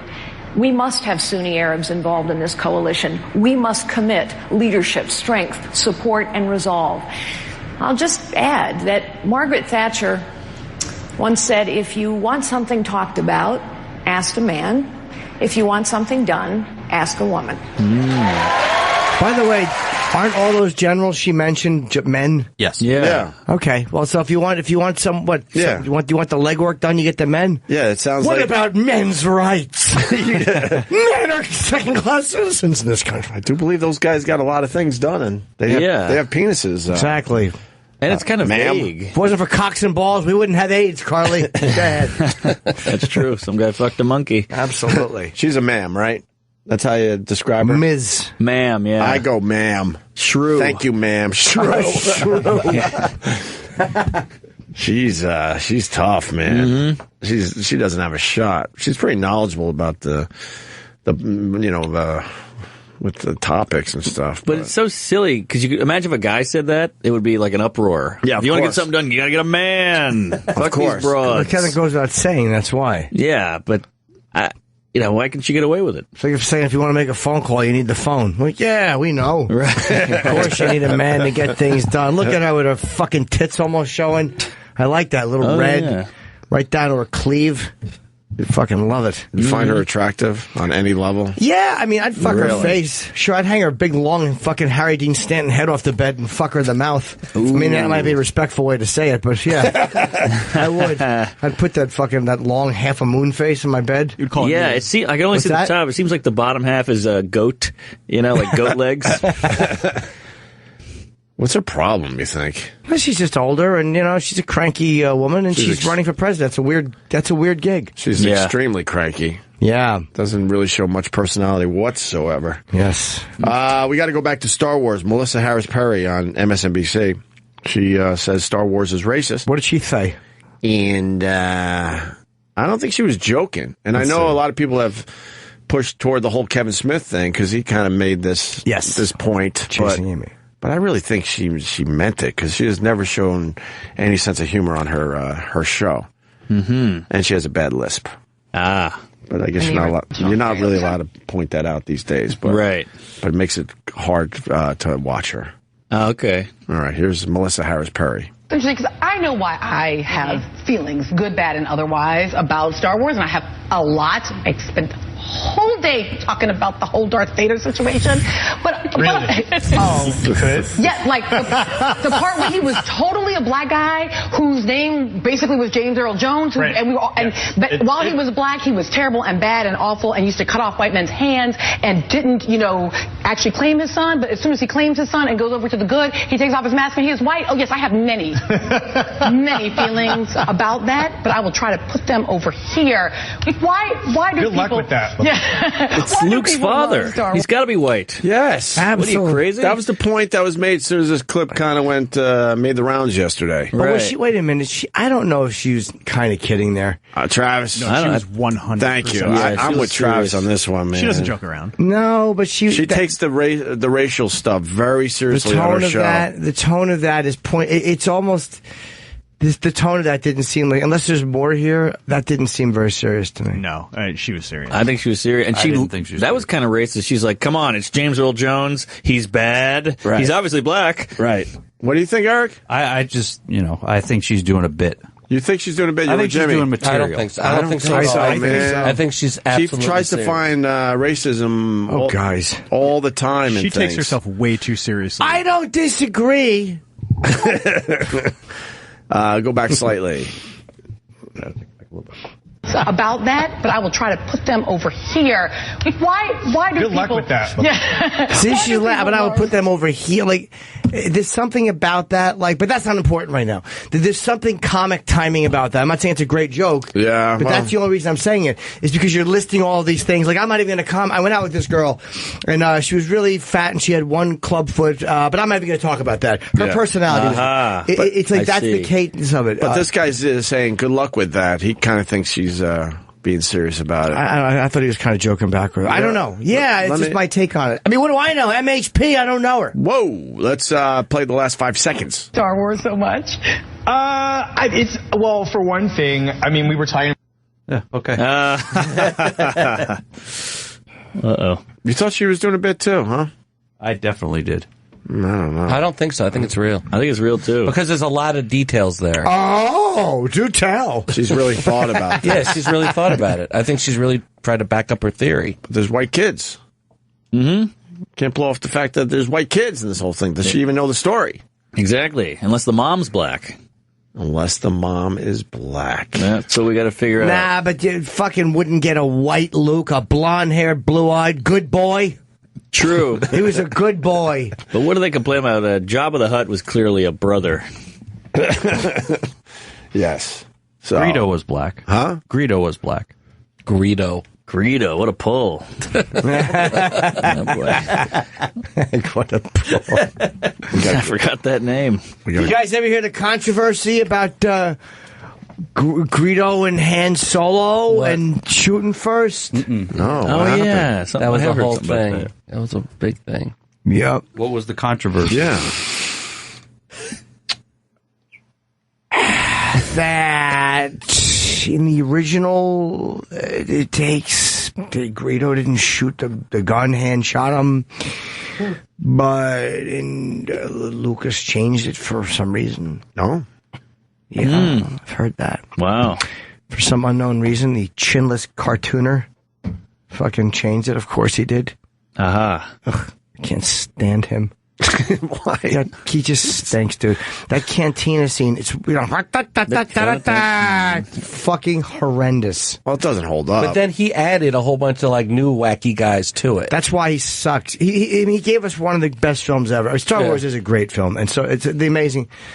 But he just, American Pie was a good movie. Mm-hmm. What was it called? No, American Graffiti. Sorry. American Graffiti. I apologize. Yeah. Maybe it just doesn't hold up, that scene. It just, I hated it back then. I mean, Jabba is a big, fat, cartoonish monster thing. There's no true evil menace to it.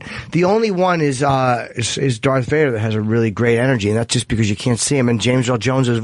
Imagine any other voice doing that; it wouldn't be good. Probably wouldn't have worked as well. Yeah. The Force, you know. Yeah.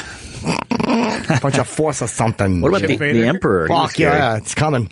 You bet that is. You're fuck. Right. Aww, how cute. It's like an OTB. But they got rid of a bunch of those guys and added new ones. Oh, good.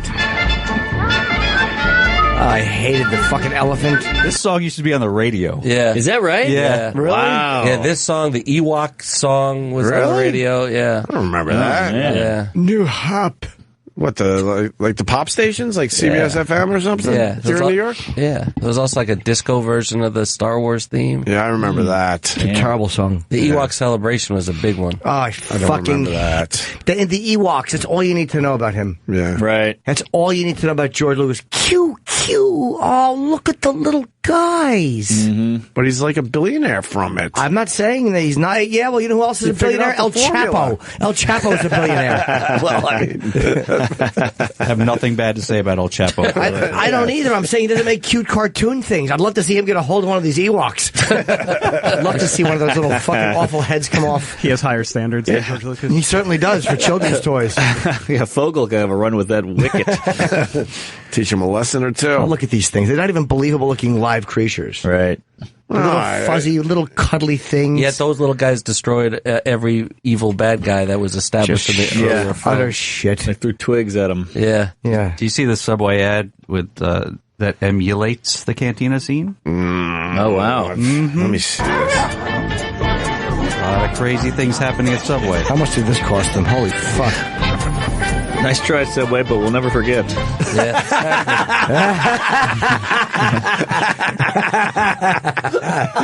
You know what? I got a Subway in my neighborhood. That's all you think about. I can't hilarious walk by line, obviously, but every time I walk by, that's all you think. I have to stop in and support them. They got to change their. They're gonna have to change their. They're gonna have to change everything. Yeah, I know. Because that's what you think immediately, and then you see that dumb footlong, and all the dumb hacky jokes we've all tried ourselves and seen on Twitter. You see the weird stain on the wall where the Jared poster was, It's like a silhouette. Right. Where the tiles are nice and shiny, and then right around it, it's all dirty. Right. Yeah, man. They're going to have to figure something out, I think. I know, that's a toughie. I don't even know. Are their numbers dropping since the whole Fogel thing?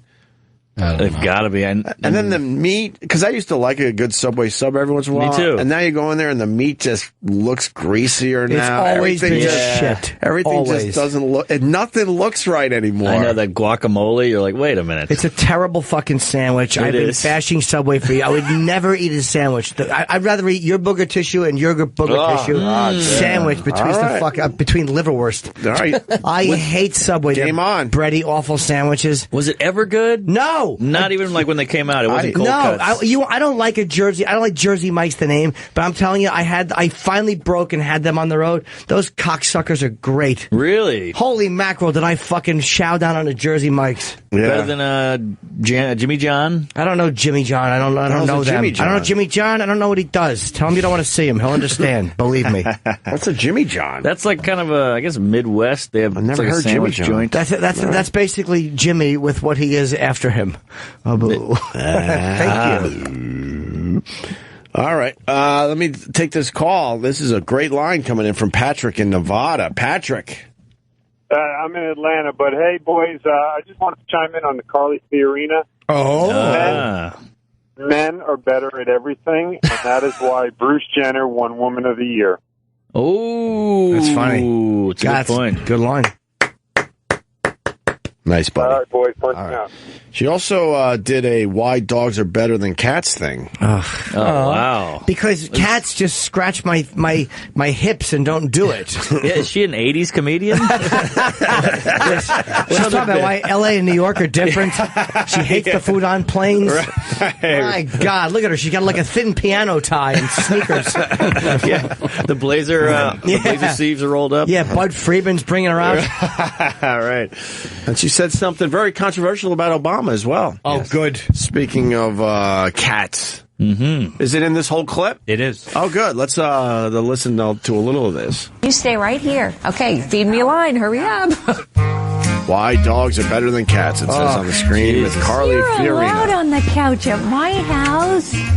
Yeah. A dog is happy to see you. Okay. Yeah. What do you think?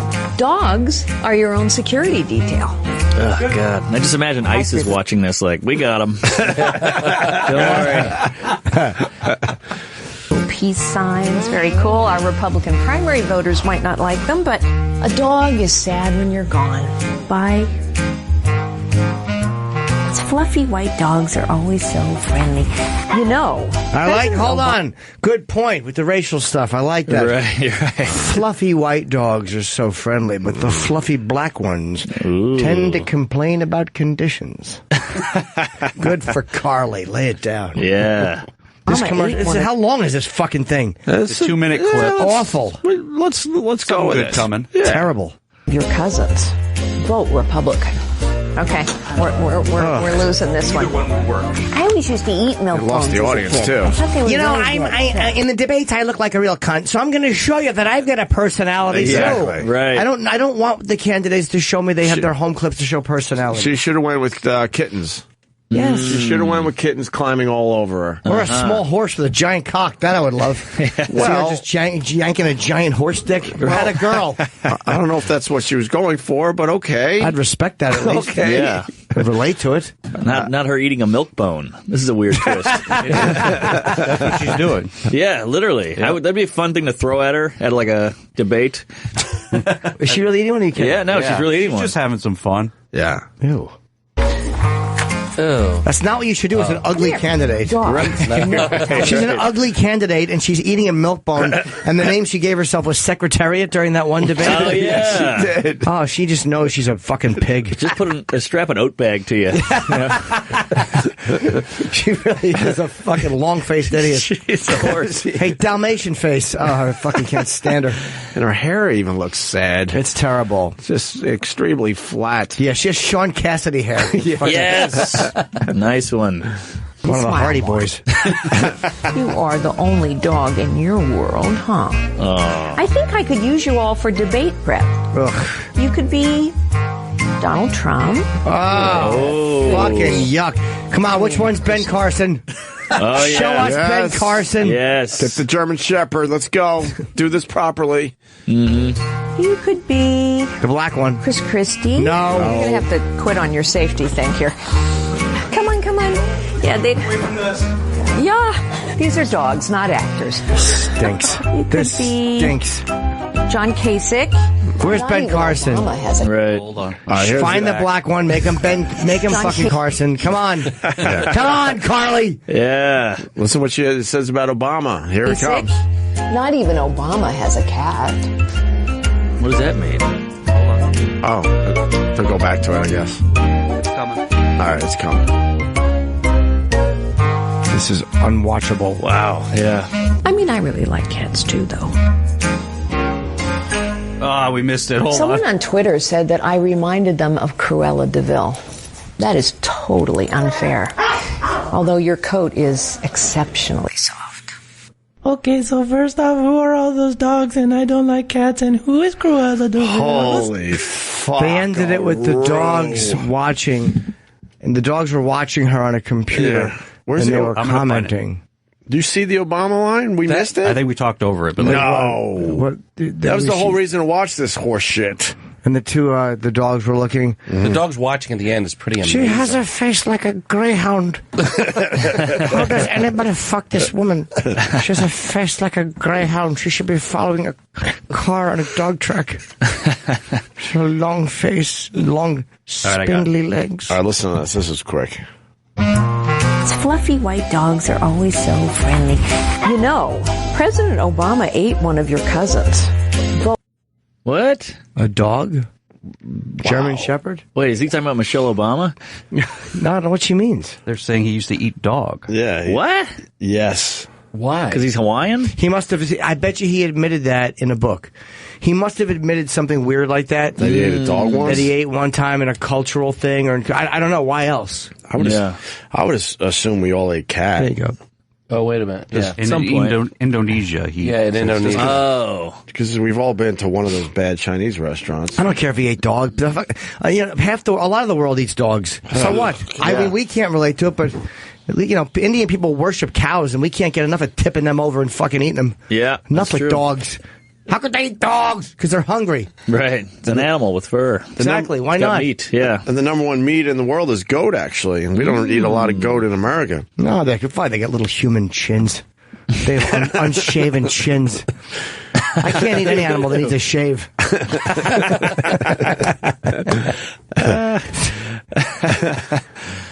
We know the MSNBC woman was totally ripping off the speech from Chasing Amy. Maybe she was trying to go there, but I don't know.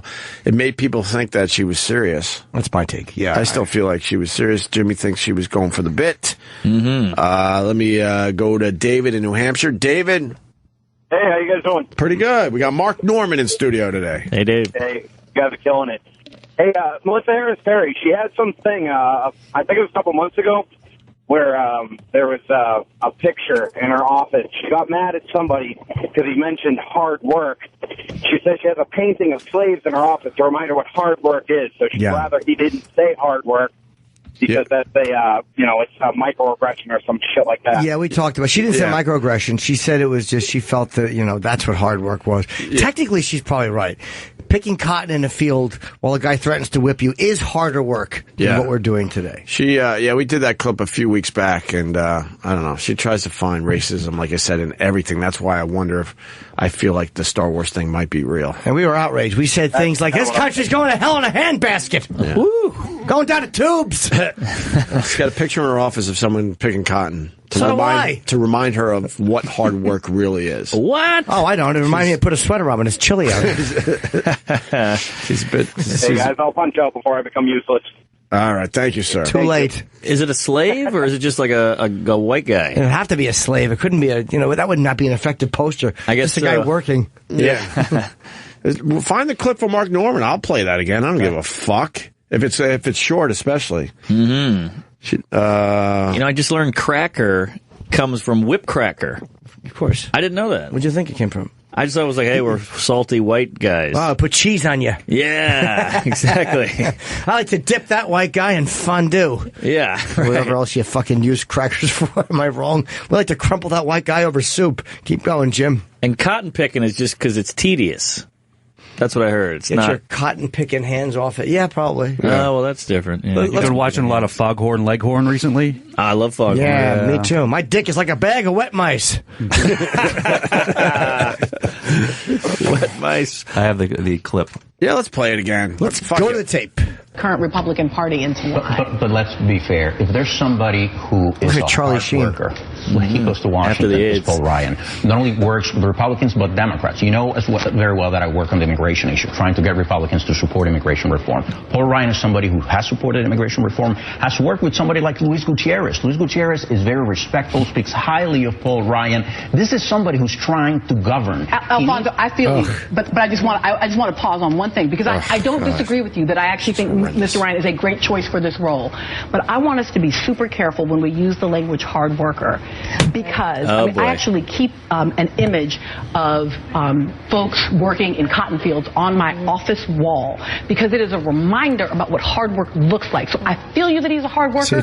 I do, but in the context of relative privilege. And I just want to point out that when you talk about work-life balance and being a hard worker, the moms who don't have health care... This is a stretch. It's a total shoehorning. That's why I think the Star Wars thing is real. She does this. I do watch her once in a while. I think I watch to be annoyed. And she tries to find racism in everything. She's just irrelevant. She's shit. Well, she must be a blast around the office. I'll bet you she likes her back bitten and a fucking deep dicking. I'll bet you she does. Little Miss Bossy on TV likes a good deep dicking. Wow. Spank me. Yeah. Fuck yeah, sure. Be happy to. Got to be the worst to be around. What kind of coffee do you want? Black. You're fired. Why do you want black? Exactly. What does that mean? Right. Like, that's just how I like my fucking coffee. Will you leave me alone? Push play. I understand that. But we don't call them hard workers. We call them failures. We call them people who are sucking off the system. No. Who's the system? Lucky guy. That was my nickname growing up. Here comes the system. That is really what you guys do as a party. That is very unfair. Thank you. I think we cannot generalize about the Republican Party. I agree. That's true. Not all Republicans. That is certainly true. Romney did a terrible job. I don't even think No, she just fucking plows through everyone. Keep your whole quiet. Ryan. Yeah, that's it. She went with that hard work. I mean, the guy, they were having a good discussion, I guess, and then she had to go off. And what a terrible off the rails. She keeps a picture of slaves working. I mean, they're not even making money. It's a terrible example. Yeah. Do something where you make some cash. Wouldn't you rather see a bikini photo? You're not allowed to have any of that stuff at work anymore, but they allow that? Right. That would be a downer for a lot of people. Right. It's a good point. I think it's a great point. Yeah. In my office, I had a picture of a big wet cunt, and it just had an arrow and said, "This is what you are to me." And women would complain when they walked in. I don't know. Yeah, well, everything's a stretch. We're all going for it. Yes. How come the Asians aren't complaining? Mark is wrong on cracker. It comes from moonshining. I always heard whipped cracker as well. I had always thought that too. All right, let's go to Corey in Austin, Texas. Yes! Jim Norton's coming to Austin, Texas. Go to jimnorton.com to find out when. Go ahead, Corey. Already got my tickets. Thank you, Jimmy, for coming back to Texas. I appreciate it. I'm happy to be there, sir. Honestly. I know you did it just for me. Well. Hey, Mark, so cracker actually comes from moonshining, not cracking the whip. So it's from Jimmy Crack Corn and I Don't Care, which meant he was distilling the corn and it would pop as he's distilling it. So yes, if you go crack the whip, then yeah, you're definitely... Oh, your phone did drop out. You might be right. Yeah. Because I love that, but who doesn't love that song, Jimmy Crack Corn and I Don't Care? It's got a wonderful, and then my master's gone away. Oh, boy. Yeah. That gets sad quick. Yeah, they don't really sing that in the schools anymore. It's so much fun. Jimmy Crack Corn and I don't care. Jimmy Crack Corn and I don't care. One more time. Jimmy Crack Corn and I don't care. My master's gone. Whoa, boy. Hey. We didn't think anything of it when we were growing up singing that song. No. Didn't think anything about it. That's it was in cartoons. Sad. I've never heard the second verse. Off his horse and dies because of blue. I was hoping to hear the song. Me too. Yeah, I'm getting to it. We'll get to the goddamn song. That's fair enough. Fair enough. Mark Norman, what are you promoting as we find that clip? Hey. Magoobies. Magoobies this weekend, Thursday to Saturday. Thursday, Friday, Saturday at Magoobies. Nice. It's a fun gig, man. It's a good room, yeah. Very cool. Looking forward to that. And then after that, I'm at Fort Lauderdale Improv on the 26th and 27th. All right. And you got the podcast. Podcast is going well. For the record, we'd love to have you over here, but these guys in their dealings, let's just say. Yeah, I forgot all about it. Just know we love you. I appreciate it. We love you and Joe List. Thanks, Don. They gotta loosen up the purse strings a little bit upstairs. Yeah. Or they want us for free and they want to own all the content. Exactly. It's unrealistic. No one's going to let you own their podcast content. You know what? I have a picture of Mark Norman in my office because he works for free, and I want it's a reminder to me Because I'm shouldn't. I'm getting shit for it. I'm like, look, we love the guys. Of course, we'd like to work something out. It's a great podcast. I get if you don't have the cash, you don't have the cash. Oh, Christ, they have the cash. They got to loosen up. Well, maybe not. Well, they signed Howard Stern again. The rumor is $90 million in the paper today, by the way. 90 a year? $90 million a year. I don't believe that. Is the rumor. Why? Jeez, that's being floated in the paper. Because a lot of times they throw out numbers like Wayne Newton, when they say he's the highest paid man in Vegas. I believe it was my manager who came up with that. Not Jonathan, but David, who was his publicist at the time, many years ago. I believe. If his last deal was for 80 a year, 90's not a stretch. What was 100 before that? So I don't see him going down. But he's adding video content now. Yeah, so maybe that's the 10 million a maybe year. they kept the same deal, but then squeezed out an extra 10 million for the video. It's possible. Angle. And the video thing's like a 12-year deal. Yeah. Oh, I thought it was his archives was a 12-year deal. Yeah. The video is a 12-year deal.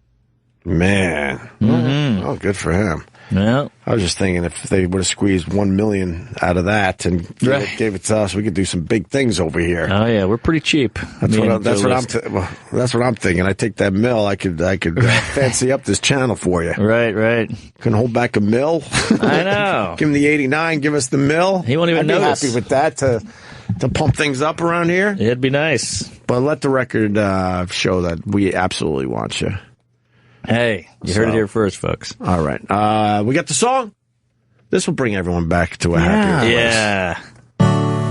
When I was young, I used to wait on the boss and give him his plate and pass him the bottle when he got dry. My teeth! Brush away the blue tail fly. Jimmy crack corn and I don't care.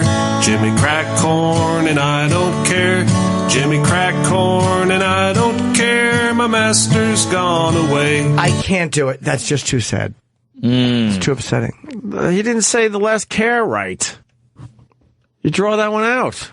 It's a Colin Quinn song. Huh? Jimmy crack corn, Colin doesn't give a care. Get it? This is a rough karaoke choice. That's what it really screeching halt at the bar. You know? Yeah, that would really. All the Maybe Asian you're right. girls. You would hear the record scratch. Yeah. What the fuck are you doing? Right. I had always heard. When does cracker come from? Can we see? I thought it was a fucking whip. I don't know. You want to hear the second verse of the song? Oh, okay. We're here.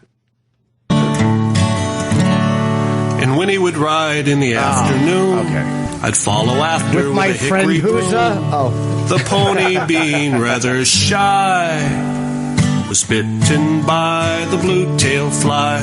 Jimmy crack corn and I don't care.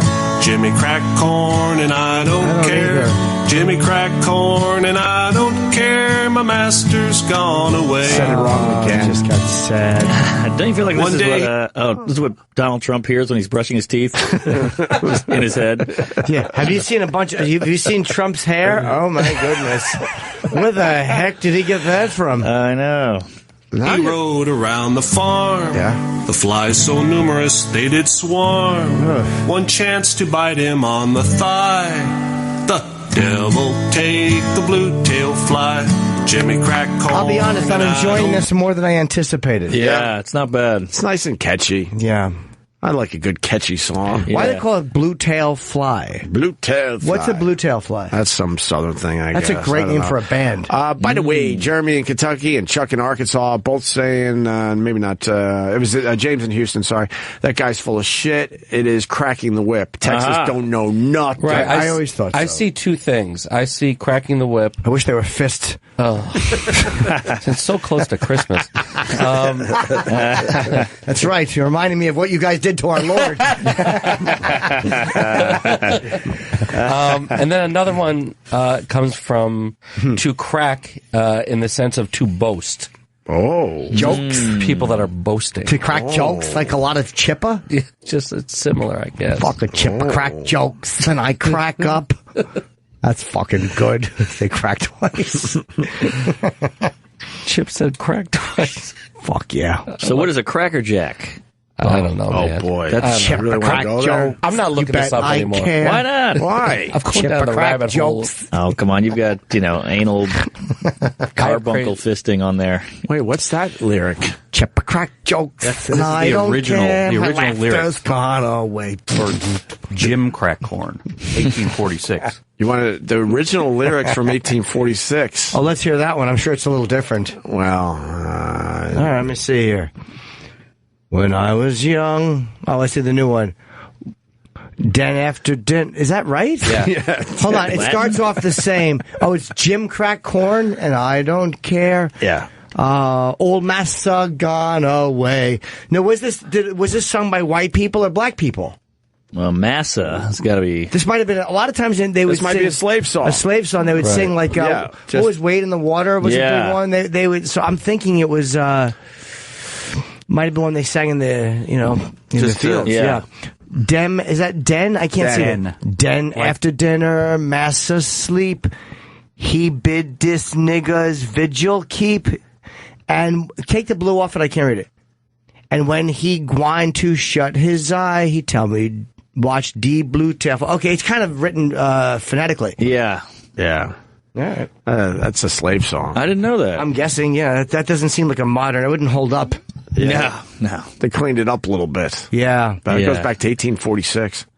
Just singing, fucking, how depressing to have to like do things in time, like just to keep yourself moving throughout the day. Right. Oh, shitty. You ever had a job like that where you're like, well, not quite that bad. I didn't love my forklifting job. I didn't have to sing to get through it. Right. But you make little games, Jim drive a forklift and he don't care. Jim take a long break and he don't. You didn't sing that at Caldor? No, I did not. Jim wear a Kango, embarrass himself. Oh, God. Did you? Yes, I did. Humiliating. I had an ear cuff. What's an ear cuff? Just like the little clip that goes on the top of the ear, like a metal thing. You know, pull up an ear cuff. Yeah, it's like a little wrap around the ear. Yeah. Not read it, sign it. No, I don't know what that is. I didn't want to get it pierced. Oh no! Oh, you went with the ear cuff. I wore that for one day, and all the black kids made fun of me, and I threw that thing in the garbage. There's nothing worse, by the way, than the black kids getting a hold of you, making fun of you. Oh my God! You're finished. Yeah. When the black kids start fucking. The worst is when they're teasing you and they're laughing, and you hear the laughter, and you know it's about you. Oh, that's the word. You're fucking done. Black teens on the train. I'm out. Get out of there. I'm out. Just get out of there. It's not even like the fear or anything. It's just I know they're pointing and laughing, and you can't do a thing about it. Because whatever is physically wrong with you, they will immediately zero out. Nigga ain't got no chin. Yes. You're fucking done. I don't have a chin. You're right. Done. Yeah. There's no comeback. Oh, yeah?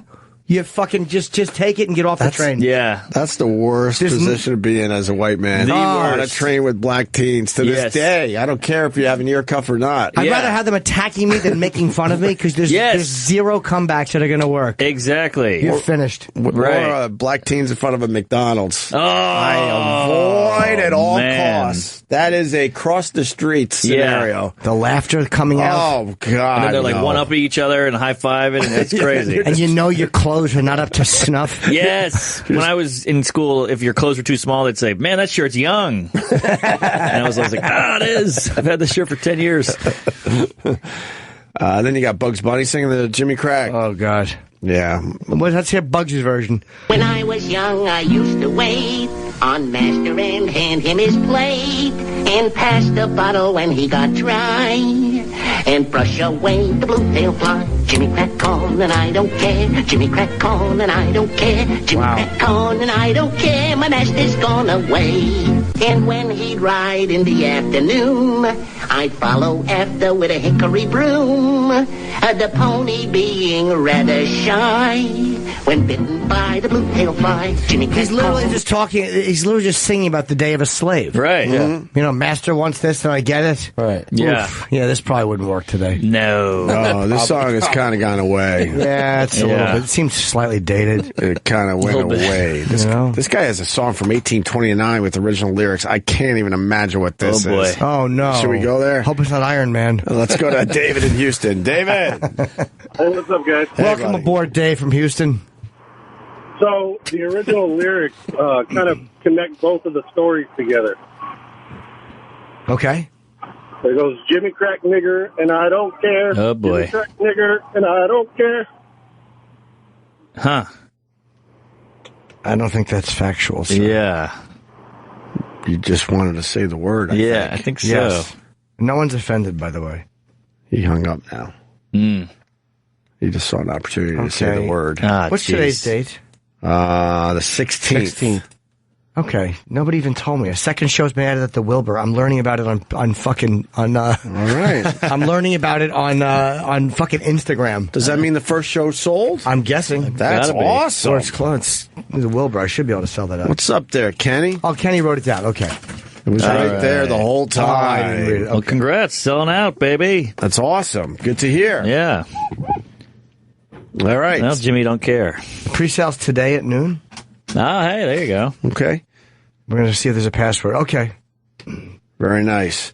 We need to take a little break. For all the dates, go to jimnorton.com, right? All tickets are on sale. Yes. Pre-sale for the second show going on sale for noon at the Wilbur Theater. The show's not at noon. The pre-sale's at noon, I think, today. Yeah, pre-sale at noon. Okay. Yeah. And Mark Norman's at Magooby's this weekend, starting tomorrow night, Thursday through Saturday. Come on out and bring some fingernail polish. That's what the kids have been doing because of the masturbation story. Really? Yeah. I'm getting a ton. I got a ton of fingernail polish in my house now. That was one of the weirdest stories of the year, by the way. Yeah, it rang true with a few people. It resonated. Yeah, that was a wonderful moment on this show in 2015. That was a good time. And at Mark Norm on the old Twitter. We're going to continue. We got, what are we going to do next? We got a bunch of things. That pimple shit is driving me it's a little weird. Mm-hmm. Is it pimple porn officially? I guess. Oh, wow. People getting off on pimples? I love a good... Is that possible? Zip pop. And we do have the bank robber running. The bank robber's a great clip. On live TV, right? Okay, we got things to do. What? What? We had Troy throw together some... Destined on My Heine remixes. Mm-hmm. That was a very good moment last week. Yeah. That was last week already, right? Yeah, end of the week. We have 3 good versions. All right, cool. We got things to do. Stay there. The show is back. Yeah, we're hanging with Mark Norman. Ooh, hey. And we got Henry Rollins a little later today. Woo! We haven't seen him in a bunch of years. Yeah. And Quentin Tarantino should be here very soon, probably. Yep. Let's see. Promoting the Hateful Eight. Oh, we're going to cancel. Can't wait for that. I'll cancel, Quentin. I have a good question to start with. Yeah? We called Reservoir Dogs. The ear got cut off. What'd you guys do with that ear? You still got that in your house? Or do you fucking play with that? Or what? Come on, fess up. Fess up. Find the N-word. You guys use the N-word a lot. Right. Dead N-word storage. Yes.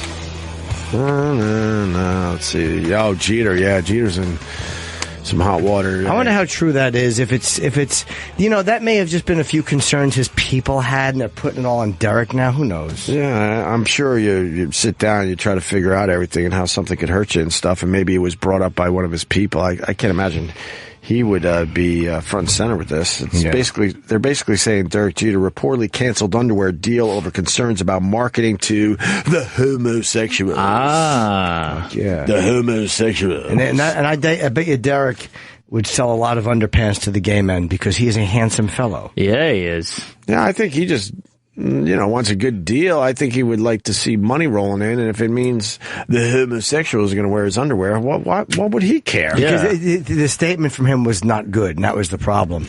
I don't want a bunch of fags looking at my prick! Boy, Derek, that's not the way to say it. You have to take that tweet down. Yeah. No, I don't know if he said that, or if it's literally his lawyer might have just given an indication. Well, let me read a little the story, because there's some wordplay in here, too, which is fun for everyone. Hey, I love wordplay. You love wordplay, right, Mark? Mm-hmm. Derek Jeter pulled out innuendo of a luxury underwear deal because he didn't want his skivvies marketed to the gay community. Uh-huh. The Yankee legend is an illegal slugfest with the underwear brand Frigo.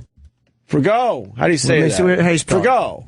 Yeah, but I don't know if they fancy it up a little bit. Frigo sounds like a... Frigo. I'm going to guess Frigo. Frigo? Sounds like a slur against gays. A couple of Frigos over here.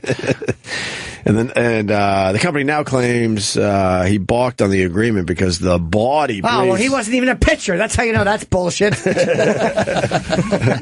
How can you believe that? The body briefs were too... I was going to say too sexy, but they're saying here the body briefs were too gay. Too gay? What makes it too gay? Can we see some of these underwear? Yeah. I think if you spit it out, I think you're just a good friend. Oh, what? All right, I think you're asking a real question. Go ahead. We're talking about underwear. All right, go ahead. I'm just talking. Okay. All right. Well, get some pictures up of their product, please. Jeter demanded that Frigo. What? Or Frigo. Like boxer briefs. What makes it too gay? There's a hole in the back. Funny. Oh, Mark. Oh, the pouch in front. That's getting a little weird with underwear, right? A pouch? Yeah, there's a little more material there to put all your junk in there. Make your cock and balls look like they're really puffing out. And 50 Cent being involved, he apparently didn't like that either. But I don't necessarily believe that. I don't know. He's half black. His father's black, isn't he? I just don't buy that Jeter said I don't want to be around a black person's too urban for 50 Cent. I just don't buy it. Is that in the story, he said too? that, too? All right, we're getting there. Okay, Jeter demanded that Frigo now market to the gay community and states that he did not want the Frigo brand to be too gay. Mm-hmm. The Swedish line, owned by Revolution Wear, says the company lost $30 million when the former Yankee captain backed out of an arrangement to endorse. All right. Earlier court papers. Okay. Also was concerned that rapper 50 Cent would make a bad brand ambassador because he would make the underwear line look too urban. Too urban? Too underwear. urban and too gay. I think you want both those markets. Yeah. That's why if you like money. Some legal thing where, who knows what it is, people might have said, well, can you do this or that? And then they're interpreting it as that. Maybe they're just trying to embarrass him into doing something or something. You can't market toward us because we're just the 3-pack guys. You go in and get a fucking 3-pack of underwear, you're done for the most part. I don't give a fuck. And how can underwear be urban? I don't even get it. Exactly. You know how it's... what do you sag them? A bigger pouch. You got to have a giant fucking... Yeah. I see. Bigger pouch, Mark. Got it. Those people have big ones. Basically, that's what I hear. Basically, a Christmas stocking in front is what they. Right. Earlier, court papers alleged that the ex-Yankee shortstop also. Okay, I said that part, so let me move on here. Guess I'm not a Yankees fan anymore. 50 Cent wrote on Instagram after those comments went public. Let's go Mets, man. You can't trust nobody these days. If that's true, yeah, I don't blame him for being annoyed. Jeter called the urban allegations categorically false and slammed Frigo owner Matthias, I guess. That's a Swedish name. Ingvarsson. For taking the feud public. Boy, I'm going to go gay looking at these photos. Look at that thing. They got the Frigo Zone. What's the Frigo Zone? I don't know, but that's quite a unit. What does it say there? Patented design provides support with specifically designed cooling barrier. A cooling barrier? Oh, come on. It's not a Honda. A cooling barrier? Yeah. Hey, Rich Boss. Hey, boss. What's going on, man? Wow, what a letdown from Tarantino. Yeah, we thought it was Tarantino. I gotta wake up to this middle. We should move, you know. Is Tarantino coming in? Yeah. Yes, any minute. So get ready. That's why we're putting you there. So there's like a barrier so you don't get that ball sweat on the side, I guess. No, you keeps can't. it all airy. You can't stop ball sweat. I don't think so either, even if it has the Frigo Zone or whatever the hell they're calling it. Yeah. So, how much is Jeter being sued for? Well, I don't want to sit there do nothing. See. I don't know. We don't know how much he's being sued for. Those underwear look all right, but you can definitely tell they're urban. Yeah, they're a little too snazzy. Just give me some briefs. I think you look like a fool unless you have like a perfect body. Right. If you have a perfect body, I guess you could wear that shit. Like Batman wears that shit. Yeah, it's got like armor. Right. Huh? What's up, Rich? Settle in. Let's go. I'm ready. How are you? Good morning. I'm great. All right. Huh? I'm great. I got to blow off a meeting this morning. Who's off? Oh. And I'm good. You tired? No, I know. Cold? What do you got going on? I have nothing going on. I just woke up about half an hour ago. Okay. And got my coffee. Did you watch the debate last night? No. I heard Trump won. They think it's either Trump or Cruz. Well, it's going to be those two either way. It doesn't matter. And then it's going to I think Rubio has a shot, actually. All right, Quentin just wrapped up, so boy. We're going to have him in here in a minute. I'm going to piss real quick. All right. Did you see the Hateful Eight? No, is it out yet?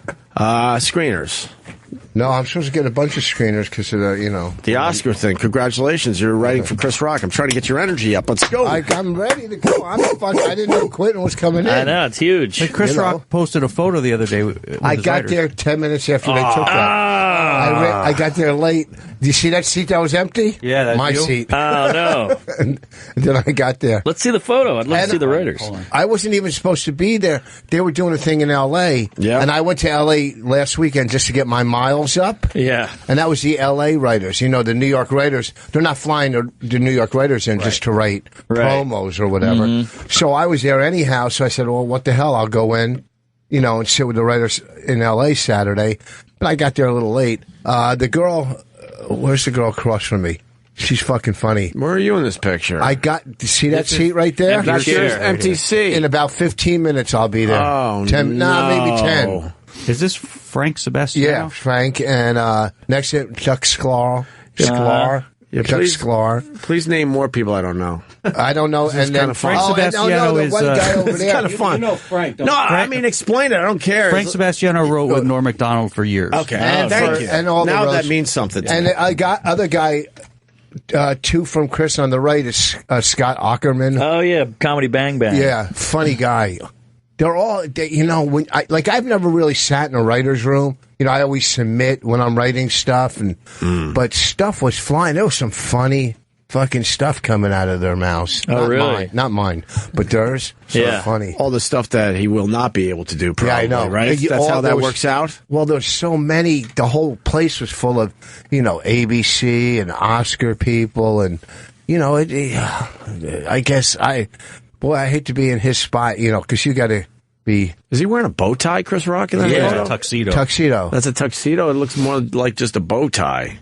This is stuff we could talk about when Quentin's here. Yeah. That I'm writing for the Oscar. I mean, that would be a lot. Well, I would appreciate if you didn't make it as much about yourself today. I'm not going to say anything about me. Well, but I wouldn't mind if you had some nice questions for Quentin. I have Quentin Tarantino. I love a writer's room photo. It looks like a nerdy X-Men. Matter of fact, when they roasted Tarantino, I wrote for Chris, but he had to bail out of that roast. They had a roast at, I think, the front.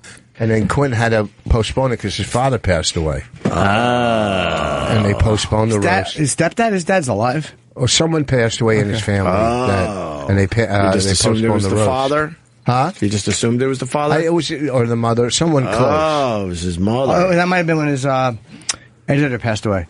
His editor died. Yeah, he was really close with the editor, and she died in some hiking accident. She was hiking. Yeah. But they said she was really responsible for what happened with her again? Was it a cougar, or was it just a heart attack? I forget now. It was a really strange story. They found her dead on a trail out there in the L.A. area. Who hikes? Hiking. You never hear a good hiking in L.A. story. A lot of people do. I know. I never heard. You just said who hikes, so I had to answer your question. That's obvious. I'm saying, what kind of asshole does it? Because you never hear a good story come out of hiking. Go to the fucking to CrossFit or why don't you take a hike? How about you're out there and you're just trying to get a little exercise and a little air? That's something you would fucking do. You fucking hiker and biker. Go. Easy with the rhymes. You're a hiker and a biker. That's what he is. Watch out. He's insulting everybody now. Rollerblade and zip What's through wrong with LA. biking? Fucking hiker and biker. and when you fool me, you're a real psycher. You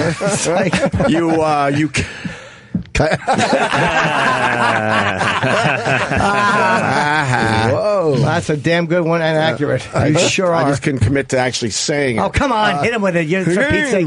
No. Tiker? Yeah, I'm a tiker. You're a kiker.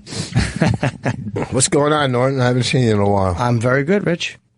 Very well. Good. How are you? Oh, not bad. Happy to see you, as always. There's a bet coming in. Okay. I bet a bet. I bet $25. Put your headphones on. $25, Mr. Harding. Yes. Go ahead, Tommy.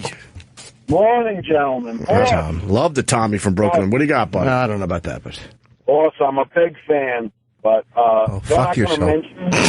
You're not going to mention yourself while Tarantino's there. $100 says you can't not say something. $100 says you can't eat 7 meals today. Wow. He laughed. Hold on, but he didn't want... He made a laugh because there was no sound and he wanted to make a sound. Yeah, he was uncomfortable by the silence. What did that mean? Because he's a bigums. Are you a big boy, Tommy? You can tell by his voice. No, I'm not a big one. How much you weigh? 240. God damn it, Voss. Home run, Voss. Oh, never question the fucking hearing of a rat. God damn it, Voss caught it in his voice. Hey, Tommy, don't you call into our show on Tuesday nights? Yeah, he's a regular to a lot of shows around here. Good old Tommy from Brooklyn. From Brooklyn, right? Hopefully not that bag of shit Sam Roberts. I'll see you guys at Patrice's event. All right. Okay, buddy. I might cancel out, though. I'm holding out for more money. All right, Tommy. Thank you. Boss, keep it shut. Okay. Yeah. You want to take another one, Voss, while we're at it? One more? One more. One more. Negative. Why do you always put negative calls through? One more. Attaboy, Rich. One more, Kevin in Virginia. Hey, good morning, boys. Hey. You got my favorite director coming in today, Quentin. I love it. I can't wait. But you got this fucking zero sitting there. You fucking marble mouth stuttering fucking retard. Okay. Voss is not a if zero. Your mom's handed and shakes so much with a hanger, you wouldn't be making this call. Oh, wow. Rich is implying that you should have been aborted, sir, that your mother was a klutz and should have drank Sanka. If she didn't have the shakes, if she had one more drink, that night, you wouldn't be here. That's not boo, it's very good. Okay? You fat fuck, you should be going moo, not boo. Okay? That's right. You're 0 for 2. Goodbye.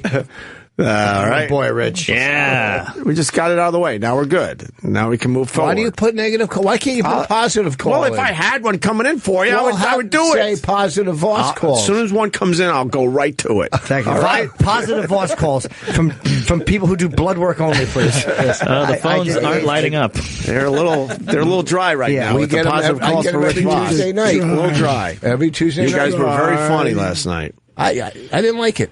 It was a good show. Thank you. Do a very good job at that. My wife hates me. Oh, I got it. And people are raving about your wife's book, and you're still not reading it. Yes, I am. I'm on page 25. Oh, you are? Okay. I got a question for you. Yes. And this is serious, because I've never had, like, a real job. Have you ever had a real one? I've had many. I've never had a real job. Dude, I was a busboy. What do you mean, like an office? You went to an office or... Nah, not real. I was a temp. Okay, I've never had a real job. No one in the studio has had a real job. Well, I have. Let me ask this question. Oh, Jimmy has, absolutely. I've had a bunch. Okay, so we've been doing our radio show for over a year and a half almost. Do we get a Christmas bonus? Right? I mean, isn't that normal? Don't you get Christmas bonuses when you have a real... I know they're throwing a Christmas party today. You want to go? I don't want fucking dumb pie and pastry. That's what told us about the party. Isn't that a problem? Yeah, they didn't really tell us. But we don't use our corporate email. No. We said fuck you. I don't fuck believe that in years corporate ago. email, man. You want to go to the Christmas party? That's what they do these days. Oh, you said no, I can't come in. What? I go, is it too late now to come in? You go, no, it got fucked up, sorry. No, that meant you could come in. Oh, okay. Well, anyhow, back to the Christmas bonus. Like, who would take care of that? Serious? How do they do that? Yeah, it's definitely serious. Definitely serious. That's not what they definitely told me. serious. No, Yeah, definitely yes, serious. go to Scott. Yeah, go to Scott said the only way to get one, he likes it when you walk in and you're assertive. Right, definitely serious. Hand on the table slap. Why don't you go down there right now? I think he's in. No. There's probably a nice envelope for you. That's what I'm thinking. I know there's a Christmas party if you want to go with me today. I might go over for a little while. I don't know if I am, actually. They just started that up again. It used to be in the lobby. Now they took it off. Well, they had a big thing for the Golf Channel last night, and they wouldn't even let us walk near it. But what? They had a roped-off party for the Golf Channel up there. They had, I guess, special guests they were interviewing in that glass room. Who was from the Golf Channel? I have no idea. Did they have any of the pros? Yeah, I think there were some pros in there, some old-time pros. You were like that, right? I would have loved to sit and listen. All right. There's a few positives coming in now, so let's just acknowledge that. We don't have to actually take them, right? No, why would you? All right. No, take one at least. All right. Let's hear one. Sometimes when with Here's a positive one. All right. Just to make you feel better about yourself. John in Indiana, go ahead. Hey, I was going to call Boss out on his bullshit. He said yesterday, last night on his My Wife Hates Me show, that he was walking around. He can get in there anytime he fucking wants to with a building pass. I can. I got it right here. Stupid. There you Okay. go. There's a so positive this is where call. you're fucking wrong. Look at this. What is this, folks? An idiot? Okay. He's holding up his ID. but he knew the Tarantino. No, I didn't know he was coming in here. You have the dumbest listeners. I swear to God, you're so stupid. This is a positive one. No, he's stupid, and he's fucking in Indiana. He is stupid with a T. You're right. Go put on fucking Bob and Tom. You don't deserve this show. I'm going to go see Jimmy in Indianapolis. So. Yeah, I'll be there too. And don't come. I don't want you to come. My first time ever in Indianapolis. You could, after the show, you could stand there and I'll sell you a CD, but don't come to the show. All right, there you go. There's your positive phone call. That was positive? Yeah, that was a good one. No, it wasn't. No? All right.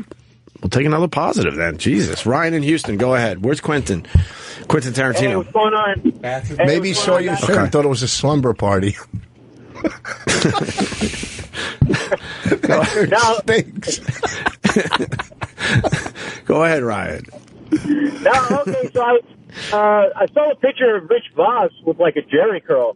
I've only known Rich Voss like recently, listening to the show, and I, got into his stuff. But dude, how long ago was that Jerry curl that you had? About 4 months ago. Oh, was it? No, it's when I had rotten teeth, stupid. That was a long time ago. Well, I don't fucking know, dude. No, I mean, were you doing crack at that time, man? No. He's on crack. No, you look like a fucking Jewish jive turkey there, man, with that fucking... I was a jive turkey back then. Oh, going back to the... There it is. The Jerry curl days. Hell. But that's how my hair grew. It grew. If I grew my hair long, it would grow out like that still. Yeah, wow. It would grow like that. You don't have a hint of a curl in your hair these days. I know. I think that's a perm. You went when you got your hair permed. I swear to God. Oh my God, Voss used to get his hair permed. No, listen, that's wild. How long would it take to get it permed? Quentin's on his way. All right, thank you, Ryan in Houston. Who would get their hair permed? He just walks in. Quentin Tarantino just walks in. Hey, guys. How you doing? Hey, Norton, how you doing? See you, buddy. What's going on, buddy? All good, all good. How's your morning going? Oh, pretty good. Had a good time so far. So far, so good? Yes. Did he get interrogated by Howard over there? Yeah, but, this is pretty loud. Oh, sorry, I did that. Yeah, we could turn those down for you there, sir. Okay, testing 1, 2. How's okay, that? Yeah, that sounds good. You good? Yeah. Did he get interrogated over there? Oh, I always do, but I'll always. It was fun? In a cool way, yeah. Yeah, good. Most of us saw the Hateful Eight, and right off the bat, you made another fucking masterpiece, my friend. Oh, man, I appreciate it. Well, you guys have always been pretty down with what I do, and I appreciate that. I just don't go for the salty language, but I mean, I didn't use the N-word enough. The N-bomb's in there a bunch. It's not your record, though. I don't think it's going to set the record for a Tarantino film. Yeah. It's used properly, sir. I haven't seen it yet because the screening. I had a gig, so I couldn't go to the screening. But everybody said it was awesome, and the dialogue was brilliant. And that's okay. You got to pay. Oh, good. I'm down with that. I will. I would actually. I even pay at screenings. That's how supportive I am. I'll hand money over to somebody. I'll tell you, it takes balls because in this day and age, my first thought when I heard it was over 3 hours, I'm like, oh boy, here we go. This is scary for me personally. A long movie, and then I'm thinking the masses out there. But I sat there, and you don't even care that it's 3 hours. It goes by like nothing. Well, the movie isn't really 3 hours, but the experience, 12 minutes of that is the intermission itself. Yes. That you're saying. But I never quite understood that. I mean, the biggest yahoos watch a football game. That goes like 3 hours and 40 minutes or something like that, and so I don't understand what the whole problem of a movie. That's good anyway. Yeah. Well, I think more for your money. I agree. That's a good point. Well, wasn't the logic for a while that you make a film only 80 minutes and that's good? They figured out that's about the average a person will sit through. Well, I can understand the studio coming from that perspective because they're like, oh, you get more screenings in. Yes. I mean, that I understand where they're coming from. But, for a viewer, if you like it and stuff. And also, think about, especially even, not talking about in the artsy-fartsy cinétiste kind of way. I mean, I don't know a grown man, 20 years my junior or 20 years my senior that doesn't love the good and the bad and the ugly. Right. And back in the 60s and early 70s, you'd see the good and the bad and the ugly on a double feature with something else. And the good and the bad and the ugly is like 3 hours and 20 minutes or something. Yeah. And growing up when that movie was on TV, I remember laying around with my dad. That movie would be on all day because they would put the commercials in too. This thing would be 5 or 6 hours by the time you got to the end of it. And you didn't care. Oh, yeah. And not only that, actually, I think one of the seminal experiences growing up in the 70s was NBC every year through the 70s, before video cassettes came out and you could watch any movie you wanted, NBC once a year would show The Great Escape. And they'd show it on 2 different nights, 2 consecutive nights. I was seeing a lot of head nodding. Remember that? Yeah. I watched that every year. Every year they played it. And I always remember, and I think this is the first movie I ever had this feeling about. I was so moved by the ending and the closing credits where you see everybody's name, and then you cut to that last shot of Steve McQueen, and it was Steve McQueen as the Cooler King, as that cool theme wraps up. And I always felt so sad at that last image because I know it wouldn't be for another year until I could watch this movie again. Right. You forget. Yeah. How did you get, I'm going to say his name wrong, Ennio Morricone. How did you get him? Because isn't yours like the first time in 40 years he's done a film? Well, he does movies, in particular like Italian movies, but it's the first time in 40 years he's done a Western. Okay. Because he said he was done with Westerns. He didn't want to do a Western anymore. And we flirted with the idea of working with each other because, he's my favorite composer. And when I say composer, I don't mean like, thank you so much, man. I don't mean like movie composer. I mean like Beethoven. I mean Handel. Yeah. I mean anybody. He's my favorite. And I've used his previously used scores all throughout Kill Bill. There's Morricone music. All throughout Inglourious Basterds, there's Morricone music. Same thing with Django. And he's always like, use my old shit. What about some new stuff? I ain't dead. Let's use it. Let's work. How old is he? He's like 87. Wow. Yeah, because when I saw his name pop up, I'm like, I didn't even realize he was alive, to be completely honest with you.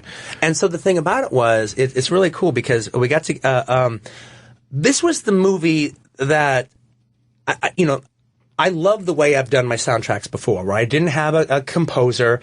I always just picked the music myself and put it on and chose it personally and stuck it in the film and that was the way they should have been done, and that's the way I like to do them. This was the first time that I actually had a little voice in my ear saying, this material deserves an original score. It deserves a score that hasn't been heard in another movie before, and it just deserves it. And I've always, when that little voice talks to me, I actually do believe that's your talent trying to communicate to you. And so we explored the idea. Right. Between me and Morricone, and went down to his apartment in Rome. And the first way to explore it, the first step you do is you get this, because he doesn't speak English. He speaks English a little bit, but he pretends like he doesn't. And you get the script translated into Italian. And so he read the script, his wife read the script, they both really liked it, and then I was invited to come to his house to talk to him about it. And he actually didn't really have time, he thought at the time, to do an original score. But he goes, well, maybe I can do a theme for you. And then he sat down and got inspired. He got inspired and wrote a whole score for me. And then he used the Czechoslovakian Philharmonic to record it, and I went down to Prague, and I got to see him, record his score on, with the Czech Philharmonic, and it was an experience. What a dream, for a kid to have the guy who's in your favorite film, to have him doing the music. And then not only that, but another thing that I couldn't have expected happened is, he's become very affectionate with me, and he's kind of a prickly pear kind of dude, because he's a maestro and he's old and he doesn't suffer fools gladly, if at all. And but he's really has developed this warm relationship with me, and I think all his people were telling me that this was like the most inspired he's been writing something in a long time. And it's crazy gratifying. It's a great piece that starts off the movie. How long is it? Like 12 minutes or something like that? Yeah, something like that. Yeah, 12 minutes as you're getting your seat. This thing. Yeah. The overture. Yeah. Yeah, the overture. I think about 7 minutes. About 7 minutes. 7 minutes. This overture's playing. It just sets the mood for your whole experience. It's perfect. But then one of the things that's actually kind of interesting about it, because he said he never really wanted to write another Western score again, but then he liked the movie, and one of the things he liked about it was the fact that it didn't seem like any Western he'd ever read before. And he didn't really write a Western score. He wrote a horror film score. Yeah. Don't you think? Absolutely. And it's a fantastic horror film score. And I even remember him talking about the opening theme that you see in the Jesus cross shot. Yes. And, he just, he didn't hum it for me, but he described it. And he goes, I want it to have a forward momentum that moves it forward, almost indicating the stagecoach moving through the snow with the 6 horses. I want to feel the 6 horses. I want to feel the stagecoach moving through the winter. But it also has this ominous umbrella over it that suggests the violence that will come. And I think it does exactly that. I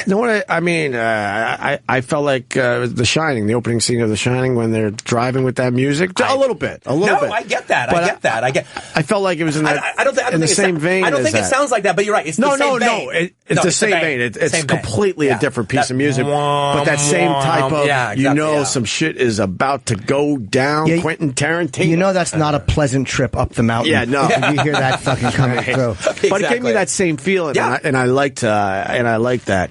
The other thing about the Hateful Eight, which is amazing, it's about 3 hours, let's say, and it's pretty much 2 sets. Yeah. That's your brilliance, sir. Oh, thank you. Your writing and your character development. I mean, that's it. It's 2 sets. It's a stagecoach scene, and then in the haberdashery. In the haberdashery. Thank you. Yes, and I have to ask you about. You guys obviously needed to snow for this film. Yeah. How do you figure that out? Do you go to an area where you know it's just going to snow a lot, and you just wait it out? No, that's it. That's exactly it. I mean, you got to go where you know there's going to be snow, and then the 2 choices by looking at the meteorology records of the past few years, like the 2 places that we could kind of guarantee that would get snow, at least eventually, was Colorado and Utah. Yeah. And there really wasn't much of a choice between Colorado and Utah because Colorado has those beautiful mountains. And also, we were able to set up our situation in Telluride, which is actually just a really fun town, to be in with the whole crew. And we got to know almost all the people in the town, and we were really accepted and invited. And we had a really fun time. It was one of the funnest times I've had making a movie since Kill Bill. It was really cool. Yeah. But we did have a situation where we started shooting in earnest in January. And it was just a really hot January. And so there was snow all over the place, but it wasn't snowing, and the sun was out a lot. So we didn't wait for the snow, but we didn't create phony snow either. Yeah, that's obvious. Yeah. We just moved. We moved into the haberdashery and shot what we could, and just kind of waiting it out for the snow to eventually fall. And around February, it fell. And then you guys were like, "All right, let's get out there and do this now." Yeah, finally. Exactly. Okay. And you really kind of needed it, especially for that opening scene. Yes. Yeah, you needed that magical snowfall, and that puts you in the movie. That puts you in the situation. It's that perfect snow that you only get to see maybe twice every season, where it's very fluffy and light, and there's no wind, and it's not slushy whatsoever. Do you feel that? I got to ask too about the whole recent controversy. Do you feel you were taken out of context, because you seem pretty pissed about the way the whole thing was taken? Oh, I was absolutely taken out of by the the Patrick Lynch situation. Yeah, no, I was completely taken out of context. I mean, I have a absolute. I don't think anyone's arguing that I don't have a right, but you can actually condemn police brutality and not condemn the entire institution of the police force ad hoc. All right, to say that there are some cops that are abusing power and there's institutional racism going on in law enforcement doesn't negate everything good that good policemen do and that the law enforcement does in general. But there is a problem that needs to be dealt with, because people are dying, and it's just disgusting, and it needs to be taken care of. And so the way they attacked me and misrepresented what I said, that I'm a cop hater and that I'm saying that all cops are murderers. I mean, that's just not what I said, and everyone knows that, who looked what I had to say. But then I clarified it a little bit more, and you guys were cool. I listened to the show when you guys talked about it and everything. I'm like, that's not what he said. Did they? By the way, did they back off? Because you're a guy who never seems to back off when someone tells you not to say something. Did they back off a little bit when you really did clarify? They didn't go out of their way to make a statement saying that we're backing off. All right, but they have kind of lost a head of steam about going forward. I mean, I don't know if officially the boycott is still in effect. I think probably if you asked Patrick Lynch, he would probably say it was. I think if you asked Bill Bratton, I think he would probably say no comment, to tell you the truth. We'll see what the deal is. I'm not trying to provoke those dudes per se. Sure. But I think what happened was the guy Jim Pasco, who's the head of the league that represents all the cops, or the co-chair of that league. He went out and he ended up, I think, helping me out and making them look really, really bad. And I think that ended up taking the wind out of the sails a little bit of what their situation was. Because he basically threatened me.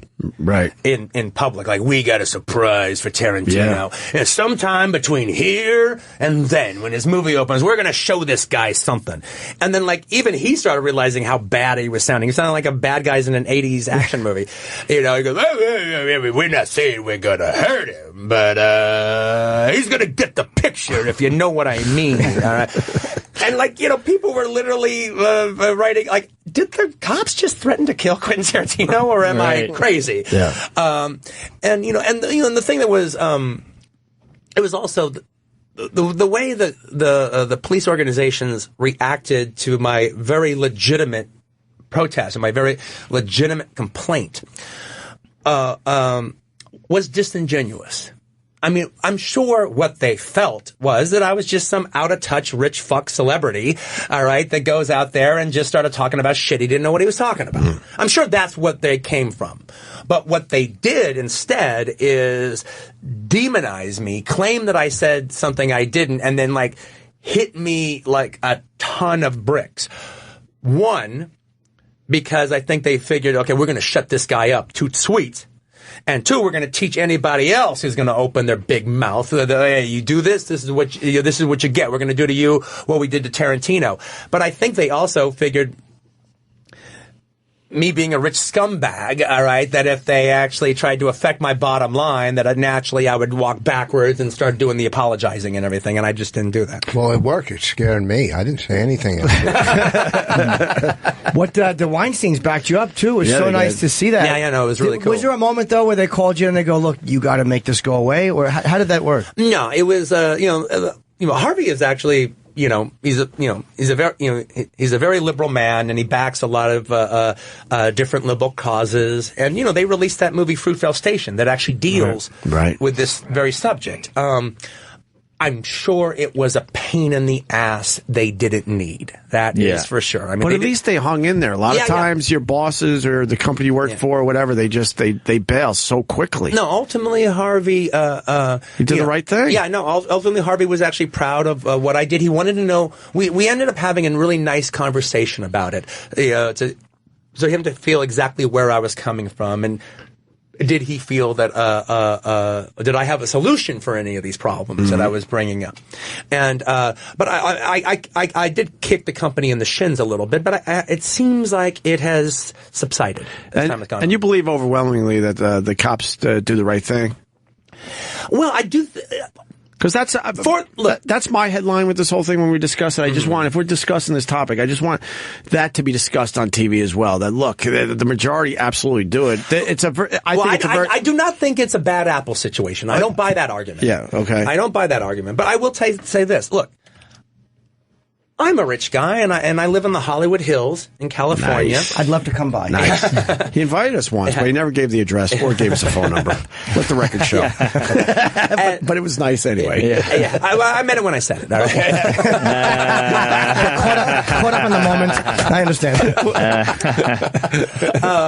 But the thing is, look, I live in the Hollywood Hills. When I see a cop driving around my neighborhood, I have no doubt that they are there for my best interest, for both me and my safety and protecting me and my property. And I'm sure if you go to Steen's Landing out here and knock on doors and ask them, they'll say the same thing. And I'm sure if you go to Pasadena or Glendale and knock on doors, they'll say the same thing. If you go to Inglewood, California and start knocking on doors, and they're not going to say the same thing. Because they don't feel that way. Because ever since the war on drugs happened about 30 years ago, as opposed to protecting the community per se, they've been busting every son and daughter and husband and father for piddling little drug offenses. And that is the truth. And I do believe that there is institutional racism going on, that black males and brown males are criminalized in their eyes. There is a suspicion of criminality going on. And you bust some kid for a joint that he has in his pocket, which, by the way, they don't do to the same age kids in Pasadena and Glendale and in the white areas, because they can get in trouble. And they bust them, and now all of a sudden they have they're in the system now. Let me ask you too, because this is I know enough cops and I know enough black guys who've never met, and they all tell me the same thing. Black guys will all say the cops do treat them a lot differently, and the cops all say, look, I mean, black people make my job harder. Like, they hate me, and it's like, what do they do to fix that? Well, oddly enough, that whole incident that happened in Chicago, that was been publicized for the last 3 weeks, I think that puts a lie to the bad apples argument. Because, okay, so the cop that shot that kid, is he the bad apple? Okay, well, I think we'd all agree, yeah, that he's the bad apple. But what about the 8 other cops that were standing around as it all happened, and who didn't say anything for an entire year? And how about the union head who told a statement that now he's actually walking backwards? Well, I didn't know. It was just hearsay. That's what they told me. But in the statement given to local television at the time, is the victim of this murder was a criminal, and that he lunged at them, and that was just a falsehood. And 8 different cops were standing there and saw it. And then so where does this bad apple business stop?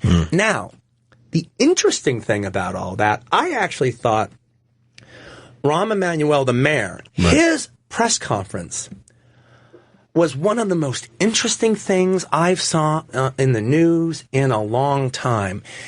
He was under fire. And he's known as a liberal. He's Obama's guy. And I ultimately do believe he's coming from a good place. But again, you have a situation where you got the Patrick Lynches of the world. Bill de Blasio stands up for people's rights against abusive law enforcement. And now they attack the mayor in this big way. And that's the shot heard around America. Mayors better keep their damn mouth shut. They better support their boys or else. And that's the situation he's stuck in. And now he's facing almost like a firing squad during this police conference. But what came out of that is he proposed in Chicago some reforms to law enforcement that, if they actually take place, those would be genuinely significant. They would be really, really meaningful. And if they were, and if that were to happen, and they were adopted in other places, I mean, that would actually be a meaningful step forward. And what do you think the difference is, too, between, because it's such a weird job to carry a gun and have the right to arrest people, between a guy who really fucks up on the job and kills somebody and a guy who is actually a murderer. Like the guy running away in, was it North Carolina? Yeah. That to me is a very fair calling a guy a murderer. And not only that, I mean, that was a situation where not only did he murder that guy, it was caught on tape, and he would have gotten away with the murder if it hadn't have been filmed. His word would have been accepted. What do you think the line is between the murderer and the guy who really is a decent cop who just fucks up and handles something terribly?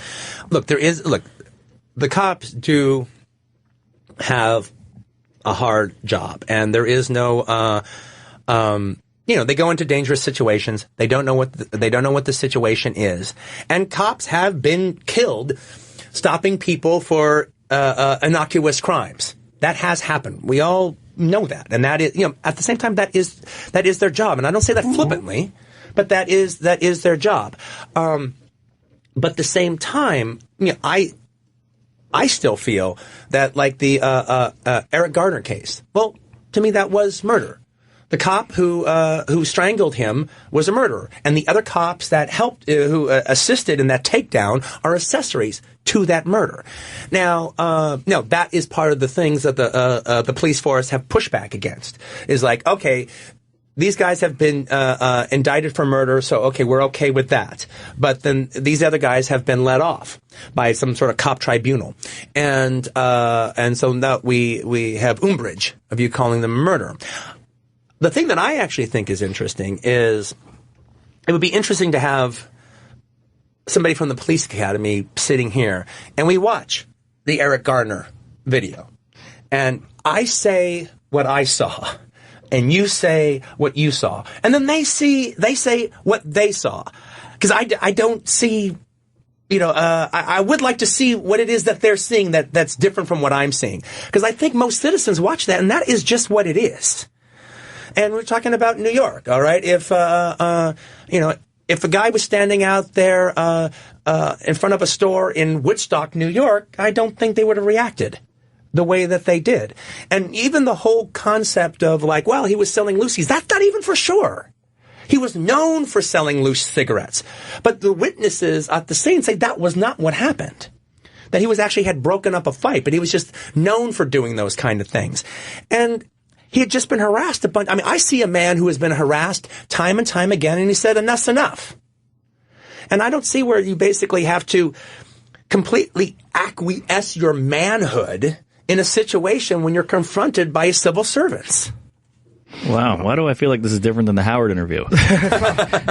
No, it's interesting because the cops, I think most of us are pro-cop, and, that it's one of those things like with Eric Garner, I don't think they choked him on purpose to death, meaning like... Well, I don't think that they, like, obviously they didn't get together and say we're going to kill this guy. And we're going to kill this guy. But at the same time, I mean, when a guy says, I can't breathe, well, what the fuck? Right. Yeah, it seems like people just pick us, they line up. Like, what I don't like about Patrick Lynch is that no matter what happens, he takes the same... Yeah. That's why I find him hard to trust anything he says, because no matter what it is, he thinks that his guys were right. And until there's 100% video proof, he never would come out and say, I think this guy did wrong. Not even when there's 100% video proof, as far as he's concerned. The cop has to actually admit to it. I mean, there is no form of police brutality that he cannot find an excuse for. Yeah, it seems like he's always taking the angle of being protected. Okay, just to be... I can't believe I'm being fair to Patrick Lynch, but I mean, to be fair, that actually is his job. Yeah, but to me, it's like any other union head or special interest, it just irritates me. Quentin, one last thought on that. When the simple argument is had where they say, well, if he was a law-abiding, he'd still be alive today. Well, the point being is all the witnesses on the scene say he was law-abiding, that he was not doing what they suspected him of doing. It was just, they were just suspecting him because he was known for doing that. Right. And by the way, what crime are we talking about? Is that actually representing the taxpayers and the public good, busting that guy, even if he was doing it? Forget about the fact that he probably wasn't. See, I was under the impression that the business owners had called him. Like, that the business owners had said, look, this guy's standing in front and he's affecting our business. Can you guys come? No, they saw him out of the corner of his eye and they knew who he was. And they were just, what the hell are you doing around here? What's going on? You doing up to your old tricks again? Okay. Right. We only have a few minutes. I want to make sure we properly promote the Hateful Eight, because I absolutely enjoyed this movie there, sir.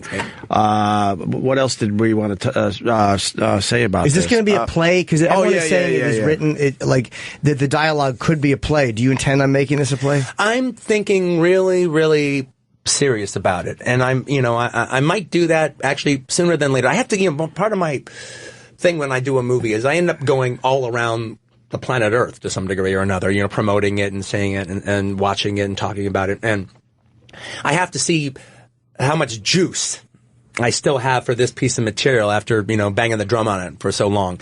But I like the idea of taking it to Broadway, rewriting it, restructuring it actually as a piece. And like for instance, just I don't want to give anything away. The reveal? Yeah. But if I did it as a play, it would never leave Minnie's haberdashery. There wouldn't be any of the stagecoach scenes. And it would start with chapter 5. Oh, okay. So you would see what the setup was right from the beginning, and then you'd just see those other characters show up 2 by 2 into the situation, which I think would be a really good way to do it. Interesting. Is there a completely different way to do it? In this film, is there any, one of the things about your film is there's always some good feet shots. And I've developed a bit of a foot fetish. Horse foot shots. All right. It's too cold for feet in this one. I literally, actually, when I was watching the dailies, you know what I'm talking about, the slow motion shot of the horse hooves in the snow? That was it. I was literally, this is the most beautiful foot shot I have ever done. Even more than Uma Thurman's feet. These horse hooves are the most beautiful foot shot What size ever. are her feet? I don't know per se, but Jimmy likes them big. Yeah, I've developed a bit of a foot fetish in the last 5 years, and I can't believe I'm saying that because it was one that I fucking avoided for the first 42 years of my life, and I've begun to enjoy feet. No feet in this movie. They're all in boots. I like a big foot on a woman. It's just something sexy. I do too. They're all covered up in this film because it's very cold. Yeah, it's very cold. We had Bruce Dern in here. He was a treat to talk to. He was a treat. He's a raconteur, if ever there was one. Absolutely. I remember Mr. Hitchcock told me. He has so many stories to tell, but he said the set, they would arrive, it was -5 degrees, and it would warm up. I don't know if you guys officially warmed it up, but maybe the equipment and all, but it would warm up to... He had an electric blanket. Oh, really? It would warm up to maybe -20, because you really want to see the people's breath. Oh, yeah, absolutely. You don't want to put that in post, obviously. No, not at all. Not at all. And then he told a story, and Kurt Russell denied it, but he said that he was sucking on oxygen because the thin air, the altitude. Not like an oxygen tank next to him. No, in between, but actually, that's one of the things they give you when you first arrive at Colorado, because the altitude is so big. You get these little oxygen cans to, like, if you get a little heady, you take the oxygen, and you only need it when you first arrive, the first day or so, just to kind of get your equilibrium the right way. Yeah. And they all tell you to drink lots of water. You get so sick of hearing that a weekend. They're like, make sure you drink water. I'm like, I fucking heard you. I'll drink the water. Yeah, exactly. Yeah. Did you? And be careful when you drink alcohol. But actually, coming from work, hey, all the better. Right. You drink less and get more effed up. Now, do you like do you prefer a clean foot or a stinky foot? I prefer a stinkier foot, and I don't know why. Just because you want to talk about this shit. All right, fair point. I am honestly curious. Travis is a huge fan. You got a question for Quentin as we wrap up here? Okay, good. Yes. Yesterday in the Variety piece about you and Samuel L. Jackson, there was a really interesting thing that they kind of glossed over, and I'd never heard about it before, is that you have actually given him rewrite privileges, and that he's the only actor that you've given that to. And I thought that was surprising because I know how married you are to your work. Yeah. Can you expand on that a little? Was that something that he came to you about, or was that something that you guys just happened upon? It's not, it's not quite rewrite privileges. It's more like the fact that he's not a writer who can sit down on a blank piece of paper and fill out a bunch of stuff, but he is really good at looking at what's there and seeing if there's something else that can be put there that works both for his character and actually works for the storytelling and the drama of the story. And actually, it's not BS improvisation. It actually adds to he adds in my key, if you know what I'm talking about. He adds to my kind of phrasing. And also, he's a very, he's a natural born actor. When he was born, the doctor pulled out the baby out of Mrs. Jackson and said, you just gave birth to a 2-pound actor, Mrs. Jackson. And he comes from this right kind of theatrical kind of way. And one of the things about it is, it's never like willy-nilly, like he's just changing shit around to change shit around. And by the way, if I don't like it, we go back to exactly the way it was. And he's cool. He's not going to be sulking about it or anything. He knows it's my movie. But the thing about it is, he figures it out at home and works it out to a fairly well. So when, he presents it on the set or in rehearsal, it's performance ready. He's well prepared. Yeah, it's the idea has been shaped and digested, and he gives me a performance ready version of it. So I genuinely can appreciate it. And to give you an example of that, would be like in Django, when they have the dinner table scene. Yeah. And Leo is standing there at the head of the table, and he's just kind of standing off his man on the side. And, the way it was written, he was there standing off on the side.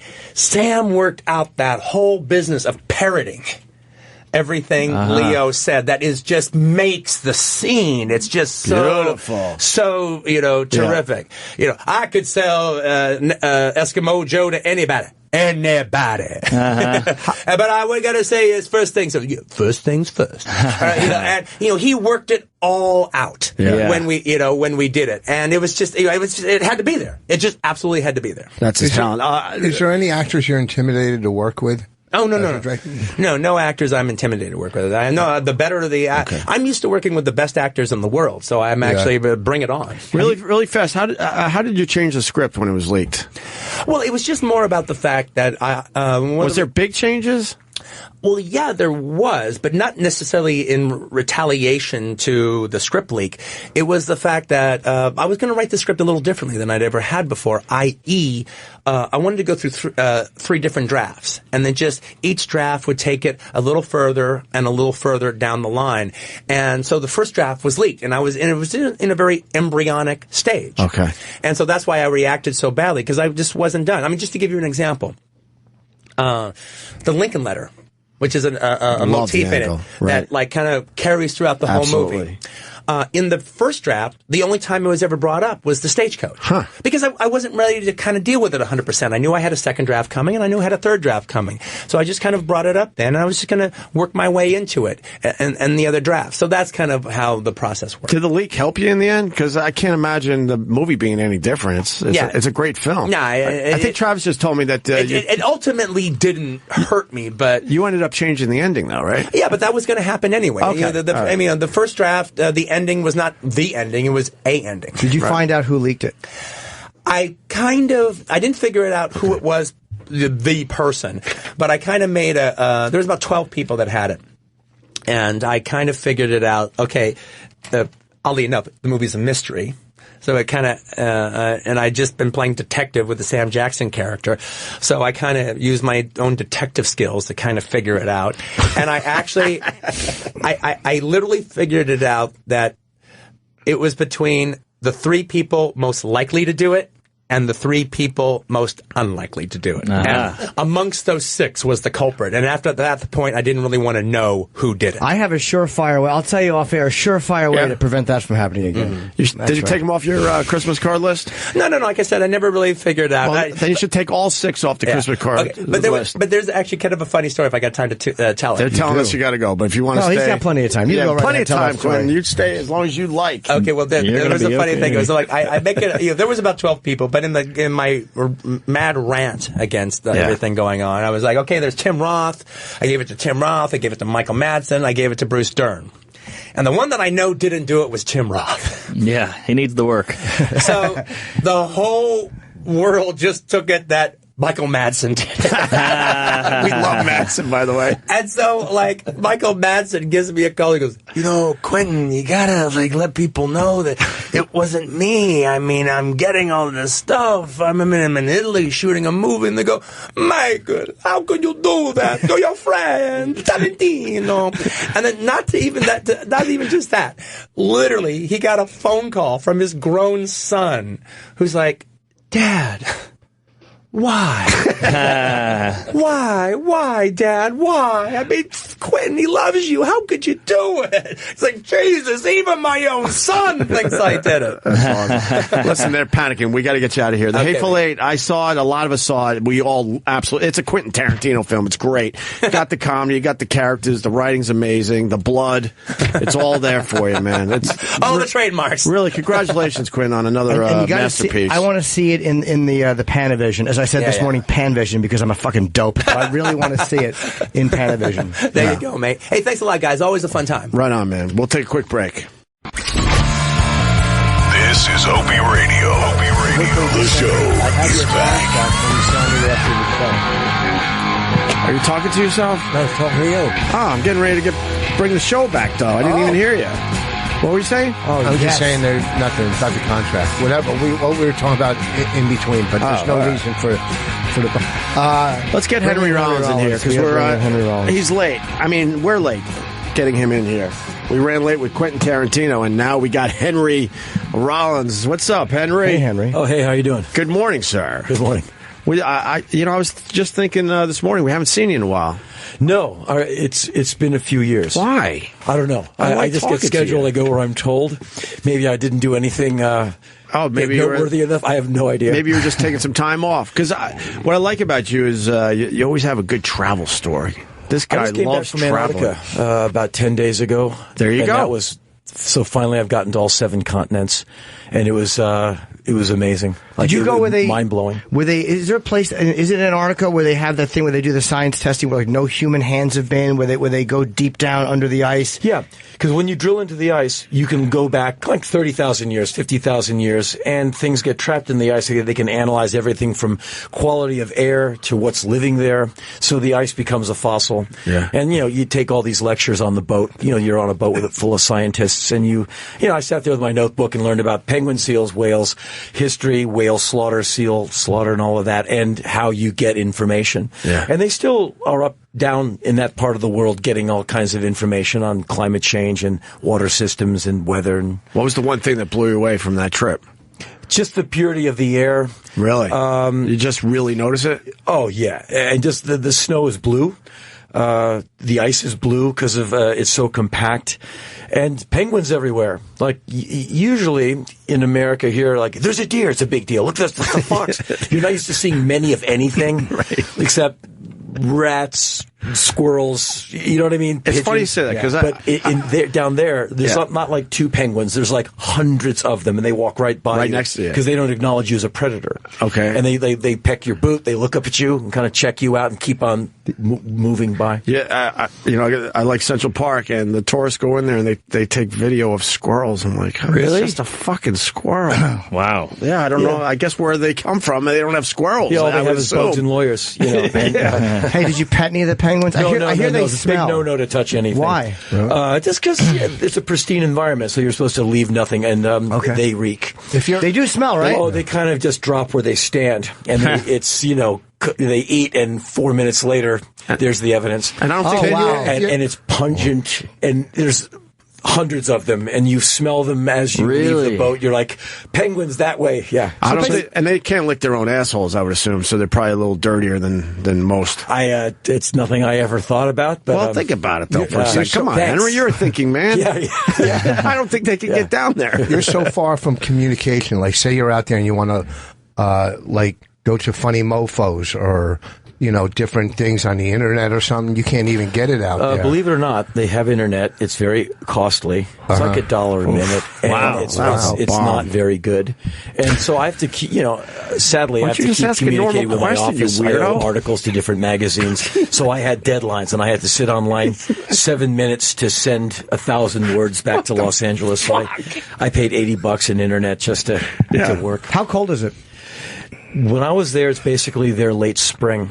So the penguins are breeding and they're nesting and all of that. And so it was like 30 degrees, 25 degrees. Okay. It's doable. I mean, like, just dress for winter and you're fine. Nothing a New Yorker couldn't handle. Right. So where do you sleep? What do they got for that type of thing? I was on a nice ship. It's all very nice. But I slept out under the stars for one night. You can sign up for the camping option. So I did that.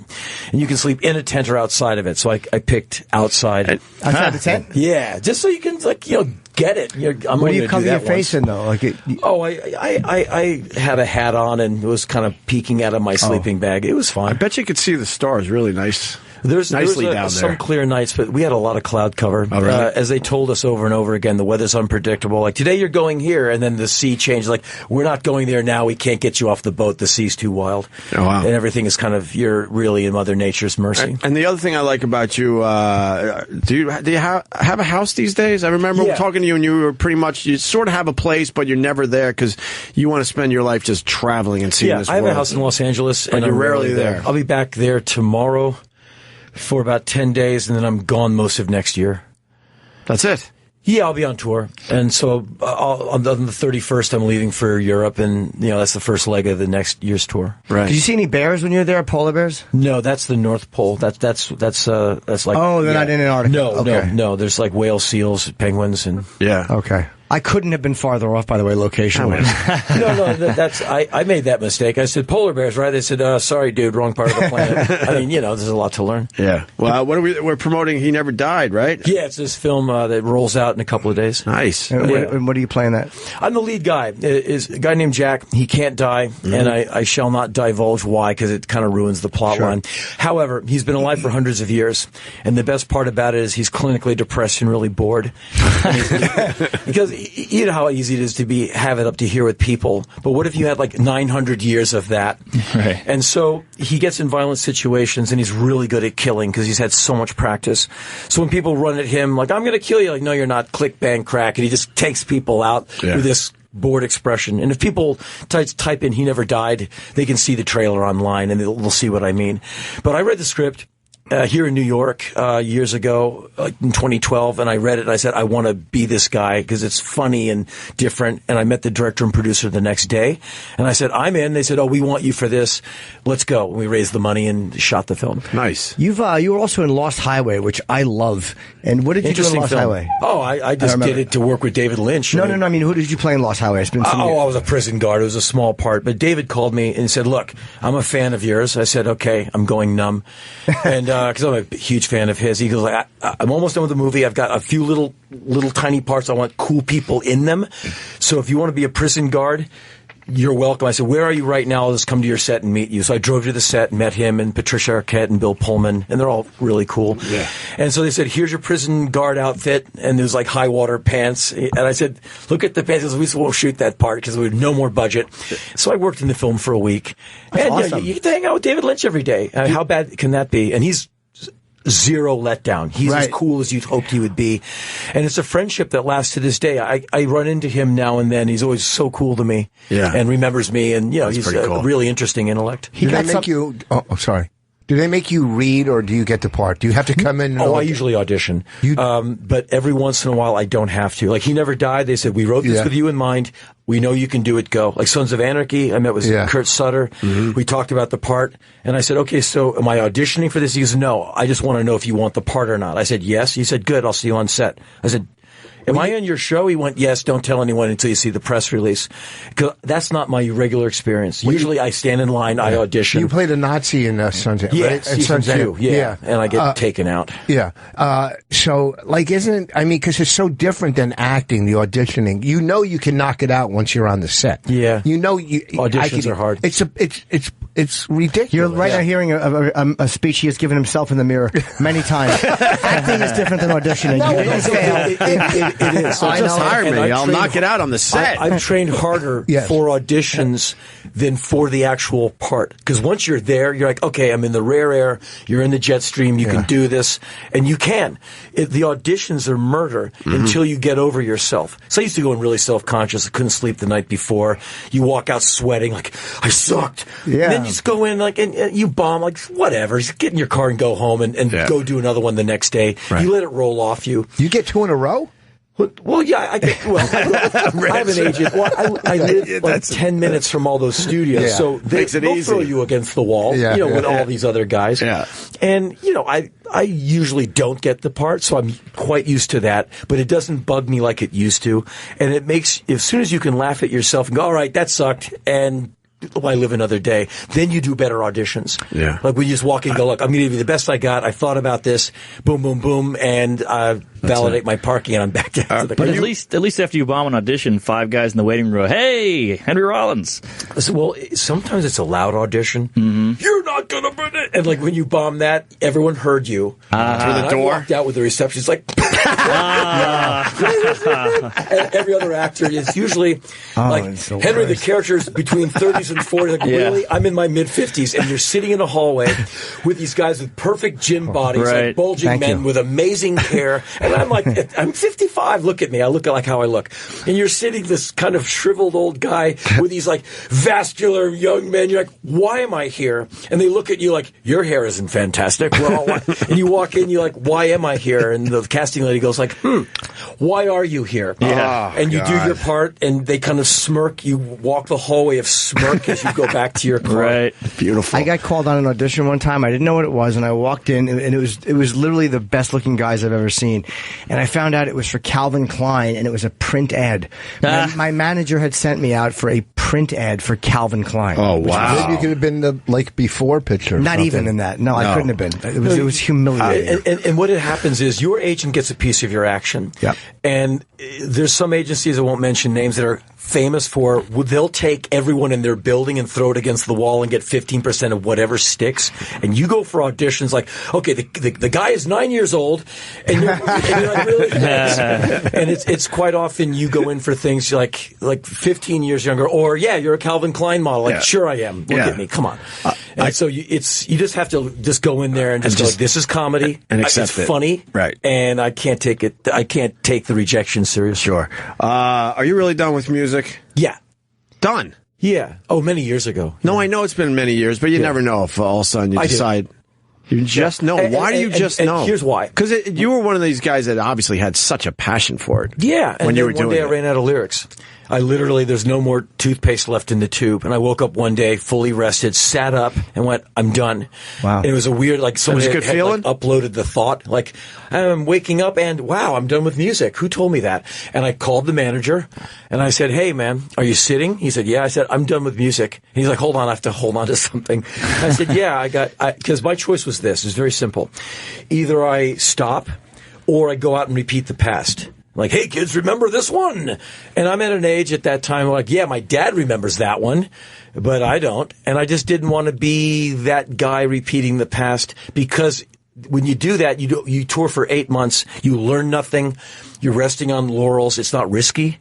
He looks foolish, and I know people do it for a living. They play the hits. I don't have hits, and I don't want to do it. You're describing Rich Voss's career. I get all that, but it's so hard for anyone to walk away from their passion. Yeah.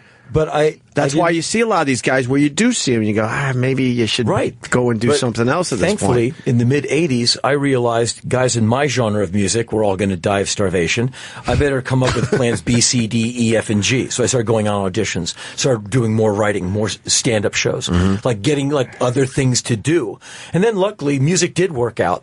But by the time I was done with music, I was already doing TV and film. So I told the manager, do more of that, and it filled it in, and now I'm busier than ever. You did stand-up?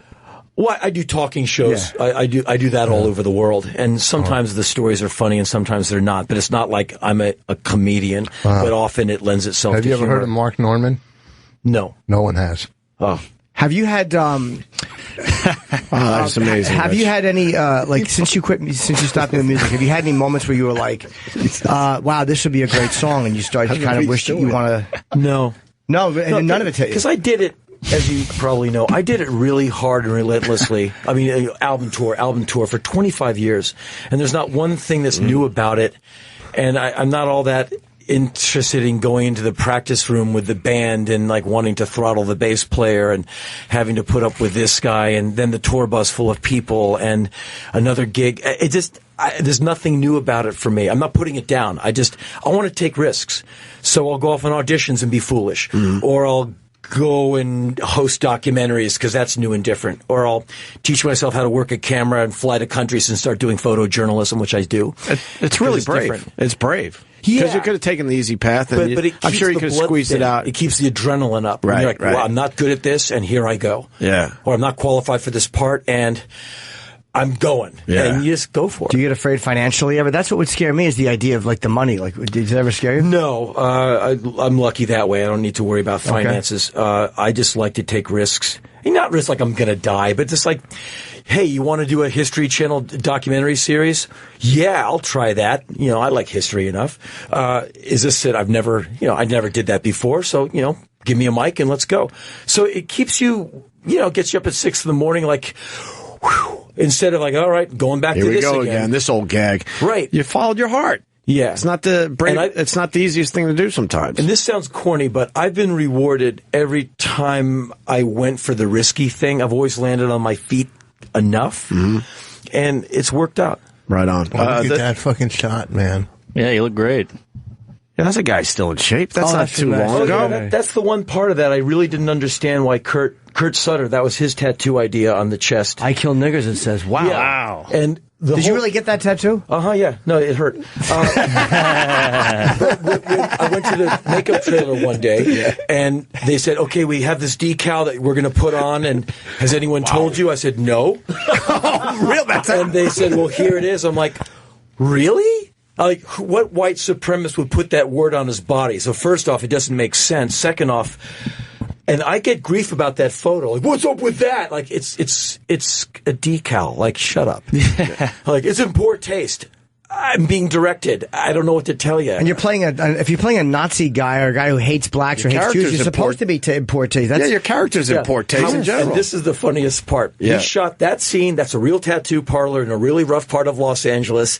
And between takes, I'm outside waiting to go back in again without a shirt on. The vocals are walking out. I'm like, oh, wow. And, someone in the crew went, get him a shirt, because people are walking by and they're looking at that like, hey, man, you got a problem. You got nice traps. Look at those fucking traps. Yeah, that's just 4 meals a day in lifting. I mean, that's doable. Do you when you were performing, because you're pretty hardcore, would you get into scraps at all, or like have like G.G. Allen type incidents, or no? Well, G.G. Allen would challenge people to fight him, and I never did, but people would come after me. Yeah, I got in a lot of fights in those days, like a lot of fights. And what was it that would make them want to fight you? They loved the music, or they didn't like you, or testosterone. We're all young idiots, and so some guy needs to butt heads with me at the base of the mountain in springtime.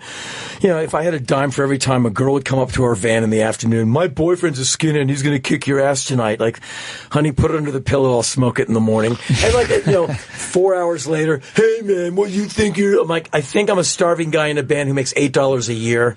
And would you please let me sing these songs that you paid $4 to come in and sing? So you only had 2 people at your concert? Yeah, but it's indie music. Everyone is like, the ribs are sticking out, and it is what it is. But there's a lot of fighting in those days, and I did all of that from like 81 till about 88. It calmed down, and everyone became way friendlier, which was a relief, because I am not good at fighting. B, I'd rather just do the singing and get out. But my hands are all broken up from all those knuckleheads. Wow. Did they get, plus the audience probably gets a few years older, and they made a couple of them get married, and they're like, I don't want to be in a fist fight at this show. And also, you're suable. The hospital, I've been stitched up from people's feet. I have cigar and cigarette burns on my leg. Jesus. I have the scar on my lip. That was a boot in my mouth. There's stripes across my eyebrows from fists with rings. There's a scar right here. That was a guy who kicked me in the head. Jesus. He was like, they get angry, so they're throwing ashtrays, and so I've been knocked out in countries all over the world. Yeah, he's done with music. Right? Yeah. But that stopped, thankfully. No, I know. When kind of early on, the general group reached a certain age and went, what am I doing? But when you're 22, it's kind of like, I must hit him. Yeah. And I never liked it. There comes a time where you realize getting hit just hurts. Right. When you're younger, it's kind of fun, and you don't really think much about it. As long as you don't get really hurt. It's real. But then you get a little older, and that one punch, you're like, oh, God, this fucking hurts. I don't want to deal with this punch shit. a guy in the nose at a bar. It's you get grown up and you do that. It's no joke. Then you get sued. When we were growing up, that wasn't part of it. No one sued anybody. They just understood. It was never part of the equation. Yeah. Thankfully, I never got into that. But, some guy would hit me and I'd hit him back, get the better of him. That guy would call the cops on me after he started it. So I'm in Cleveland, jammed up by the cops. Like, that guy has a broken nose. You want to explain that? And I'm like, yeah. And like 80 people in the crowd would go, yeah. That guy hit Henry. Henry hit him back, and they let me go. Mm-hmm. But that happened from here to Germany. Look what happened to Randy Blythe, You'd have to talk your way out of it. Randy Blythe from Lamb of God. There was all this stuff. People would come on, he'd have to throw him off stage, and then he gets mixed up with a fan that died, and it wasn't even him who did it. He's completely innocent of that. If you watch the video. He is. He's totally innocent. And he's a really good guy. We loved him. And we had him once so far. He's a good dude. And they put him in prison. Yeah. Like, he thought he wasn't going home. He told me he did some bad. And he went back to face trial. He's a really they told him not to go back. He's a stand-up guy. Yeah. He said, "Look, I gotta face this," even though. But when you watch the video, you're like, why are you jamming him up? He didn't do a damn thing. Nothing. And the kid who got thrown off in the video that Randy actually threw off showed up in court for him and said, no, that's me that he threw off. That was not the guy who died. Like that. So he got very lucky. But where was this? This was, I oversee Germany or something. I don't remember. No, it was Lithuania or something. Yeah, Bulgaria. I'm trying to remember someplace where you might not get the fairest of trials. Did you ever, what was the thing that they would do? And I think Scott Ian talked about this, that when they liked you in certain countries, there's a term for it where they would spit on you at these hardcore shows. Punk rock shows, they would do that. I remember that in the early 80s in England. You're like, what are you doing? We like you.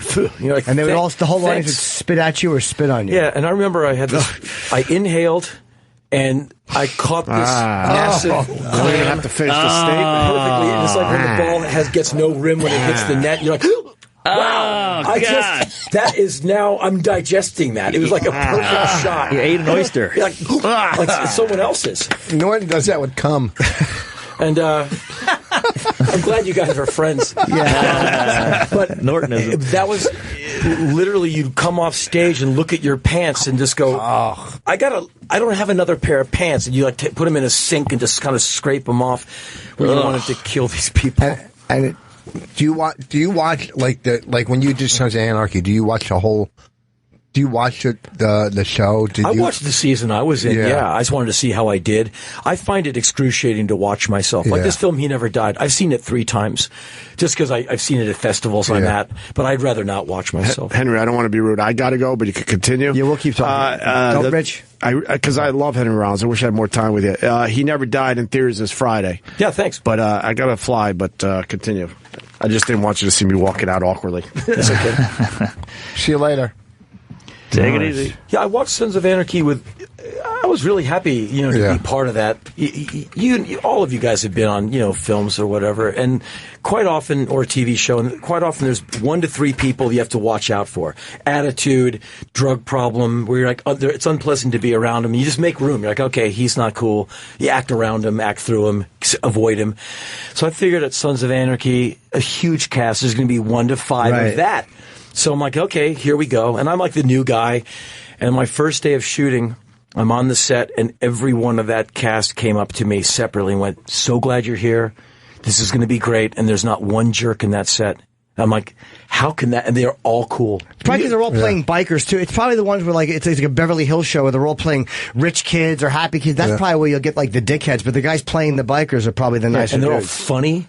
And I'm sure most of them have been here with you guys, but man, there's such a good group of people. Do you know where I see those guys?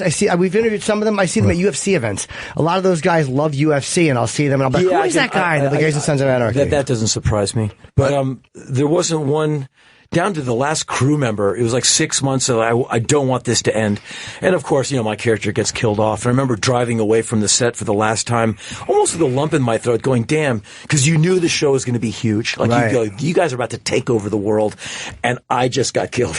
Yeah. So I'm dead. Five seasons. And if I had been back, it would have been one of the luckiest turns of my stunted life. But how many seasons were you on? One. You was one. Yeah. But for me, I'm not used to getting work like that. I'm in a film where okay, I get eaten by rodents and I'm dead in 7 minutes, or I'm in 1 episode of a TV show or 2, but not a season.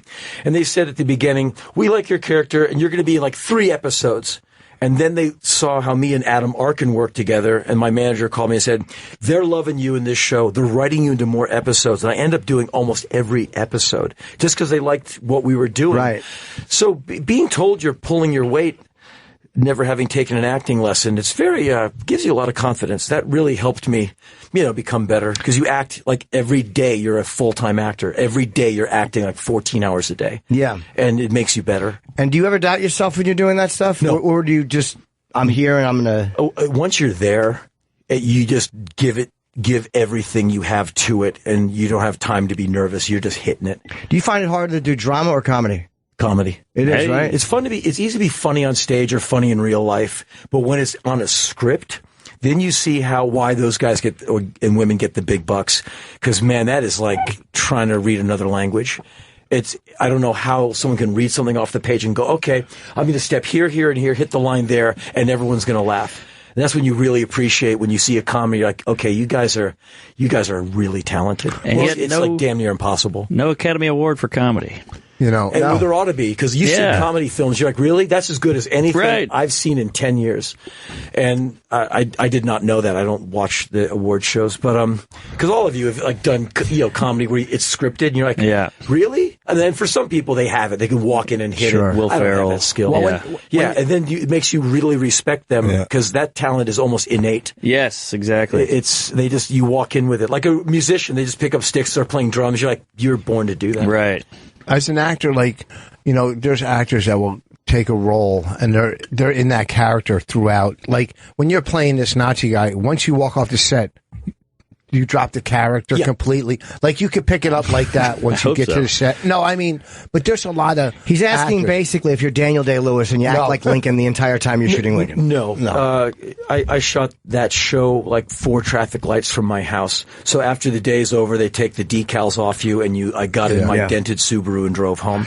There are guys like that though who like live, and it's their method actors, and it's the way they do it, and it seems to work. And I applaud that. But what you should know, and all the listeners should know, is I'm a jack off from the minimum wage working world who got insanely lucky via rock and roll. I come from minimum wage work with an apron and a cap and like serving ice cream and carrying movie theater tickets.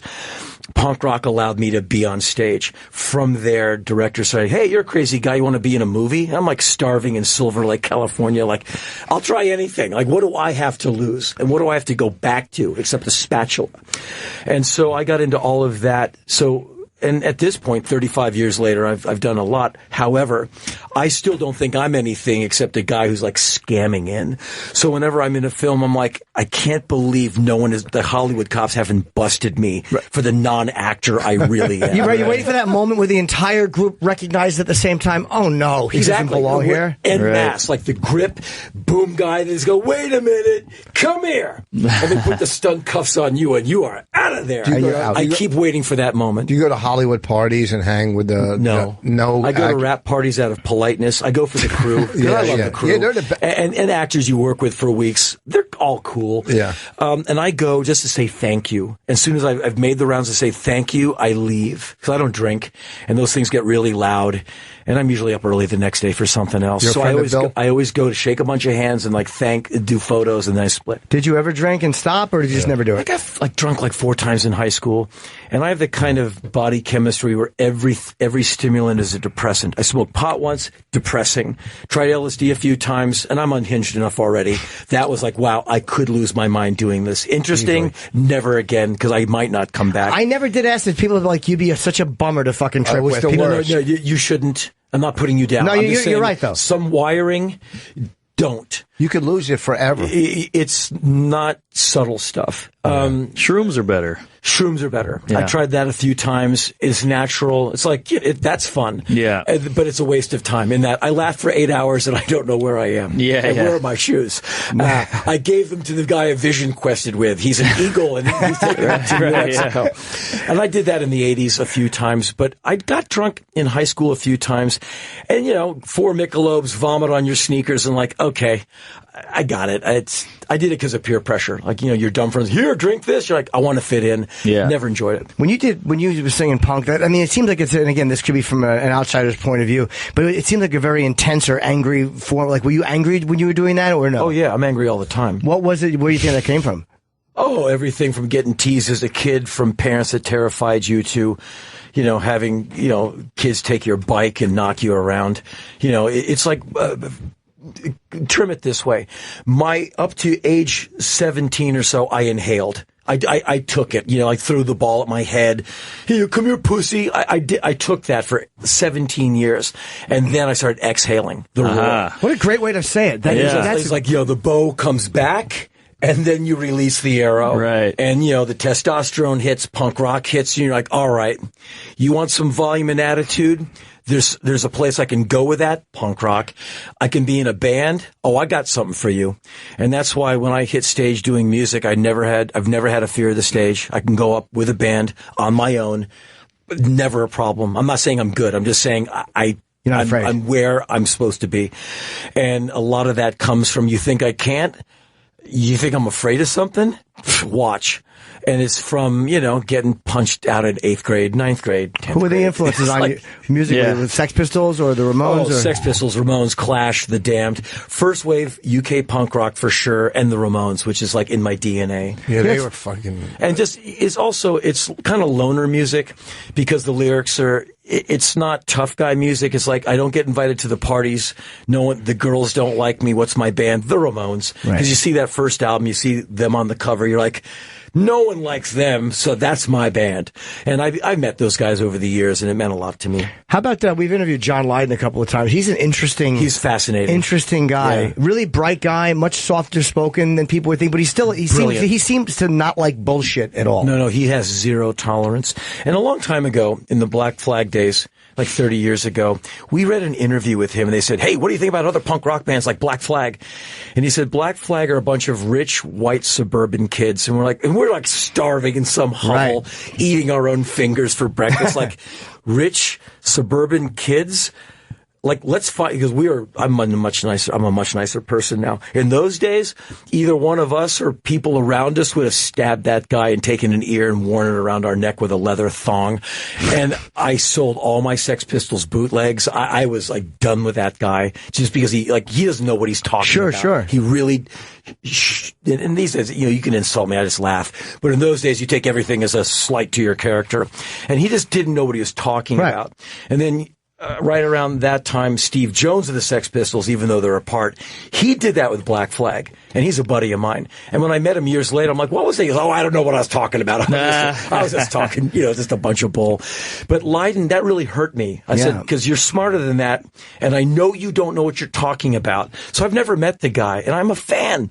But I'd like to say, man, you were wrong about me, because I'd like to shake his hand, because I admire him. I think his talent is completely intact. Yeah, and he may admit that he was wrong. Sometimes you just hear the popular name when you're a band or a comic or whatever your thing is, and you've been around longer, and you hear the new popular guys, and you automatically resent them because it feels like, wow, they're relevant, and maybe I'm not as relevant as I was. But that's the thing with him. He's never not been relevant. Right. I mean, they're touring right now, and look at the reviews. People said they're killing it. Who's he touring with? Well, he's out his pill, Public Image. Right, okay. But I know people, they go, man, Public Image just played here last night. You got to see this tour. They're so good. And I know that guy's always good. You're a good interviewer, too. I've watched your interview show, and you've talked to a lot of great people. Did you ever try to get him? Yes. I tried to get him for my IFC show. And at one point on VH1, they said, what do you think about Johnny Lydon? I said, I'd like to put him on my lap and pet him as my lap dog. And he heard that. And his assistant said, John will think about it if Henry apologizes for that VH1 thing. And I went, absolutely not. Good for you. And I should have, just to get him on the show, just because I really would love to talk to him.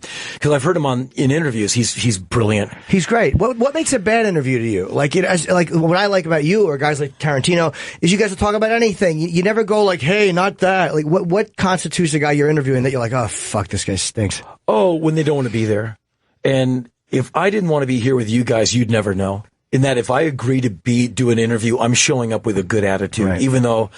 Like, if I did, I do want to be here. This is fine. Yeah. But if I didn't, you wouldn't know, because I'm not going to cripple your show with I'm having a bad day. Now it's your problem. Right. I wouldn't dare.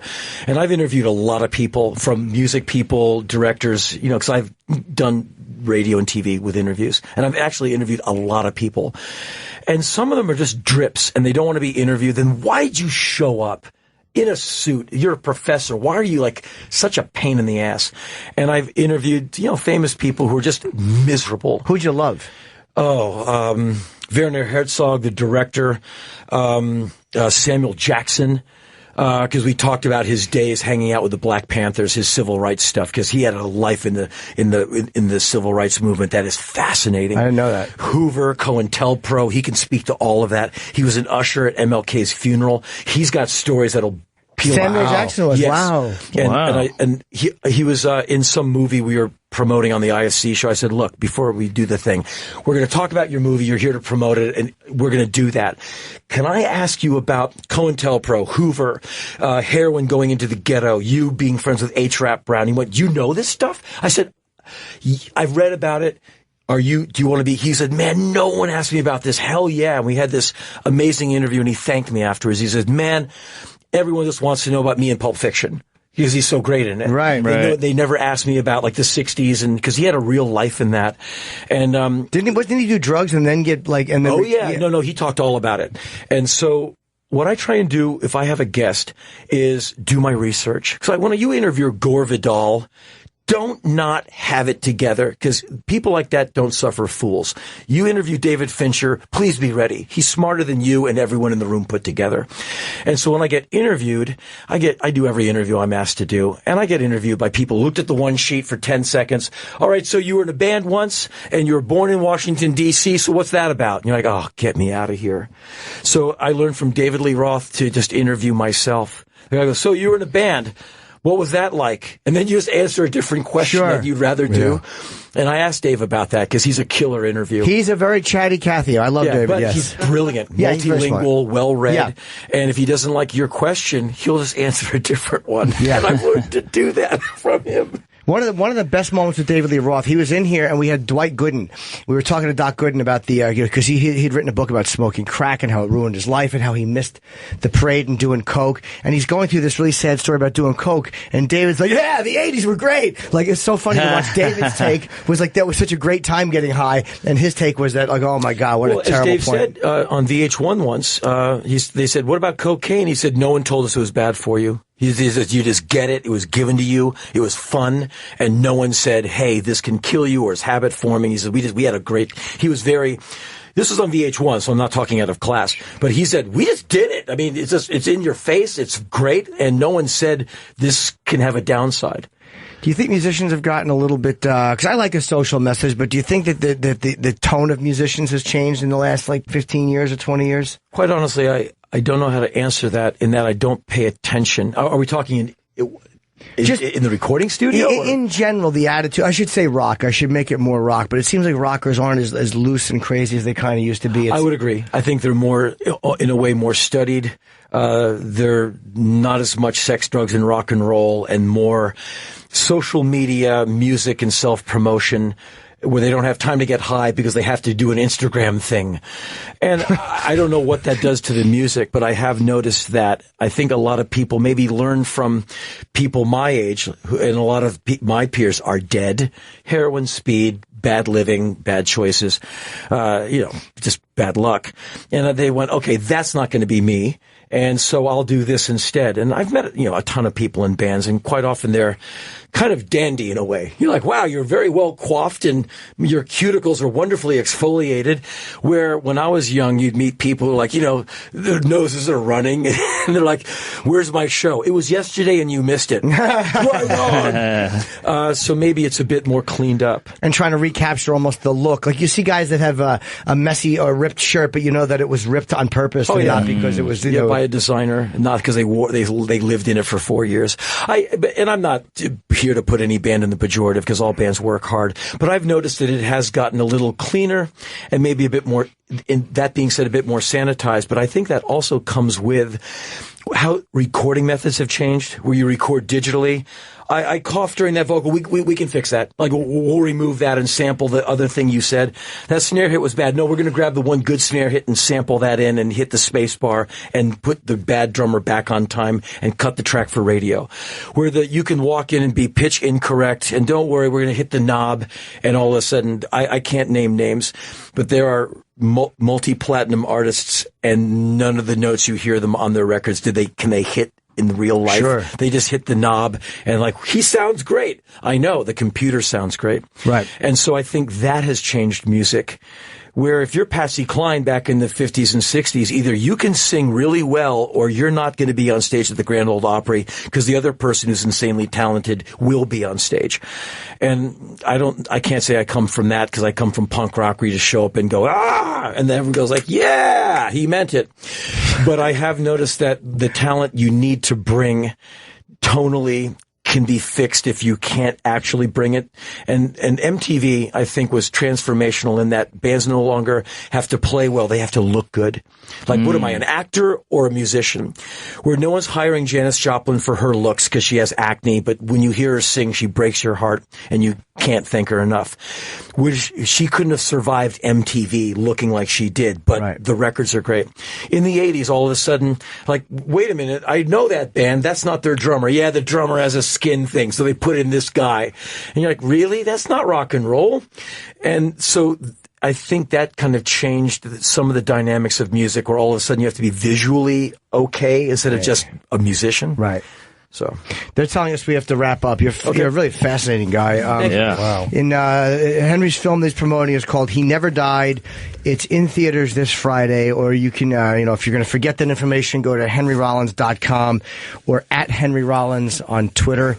And Mark, are you promoting something? Yeah, I'm at Magoobies this weekend in Baltimore, and then Fort Lauderdale Improv on the 26th and 27th. Rich?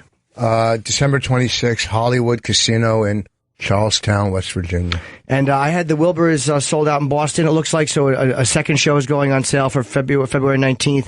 The pre-sale is today at noon, and the passcode is in the thing I tweeted. I don't know, it's a weird passcode. But, and then go to jimnorton.com for tour dates. And thanks, Henry. It was cool meeting you. Yeah, great stuff. Thanks, you guys. We'll see you guys tomorrow.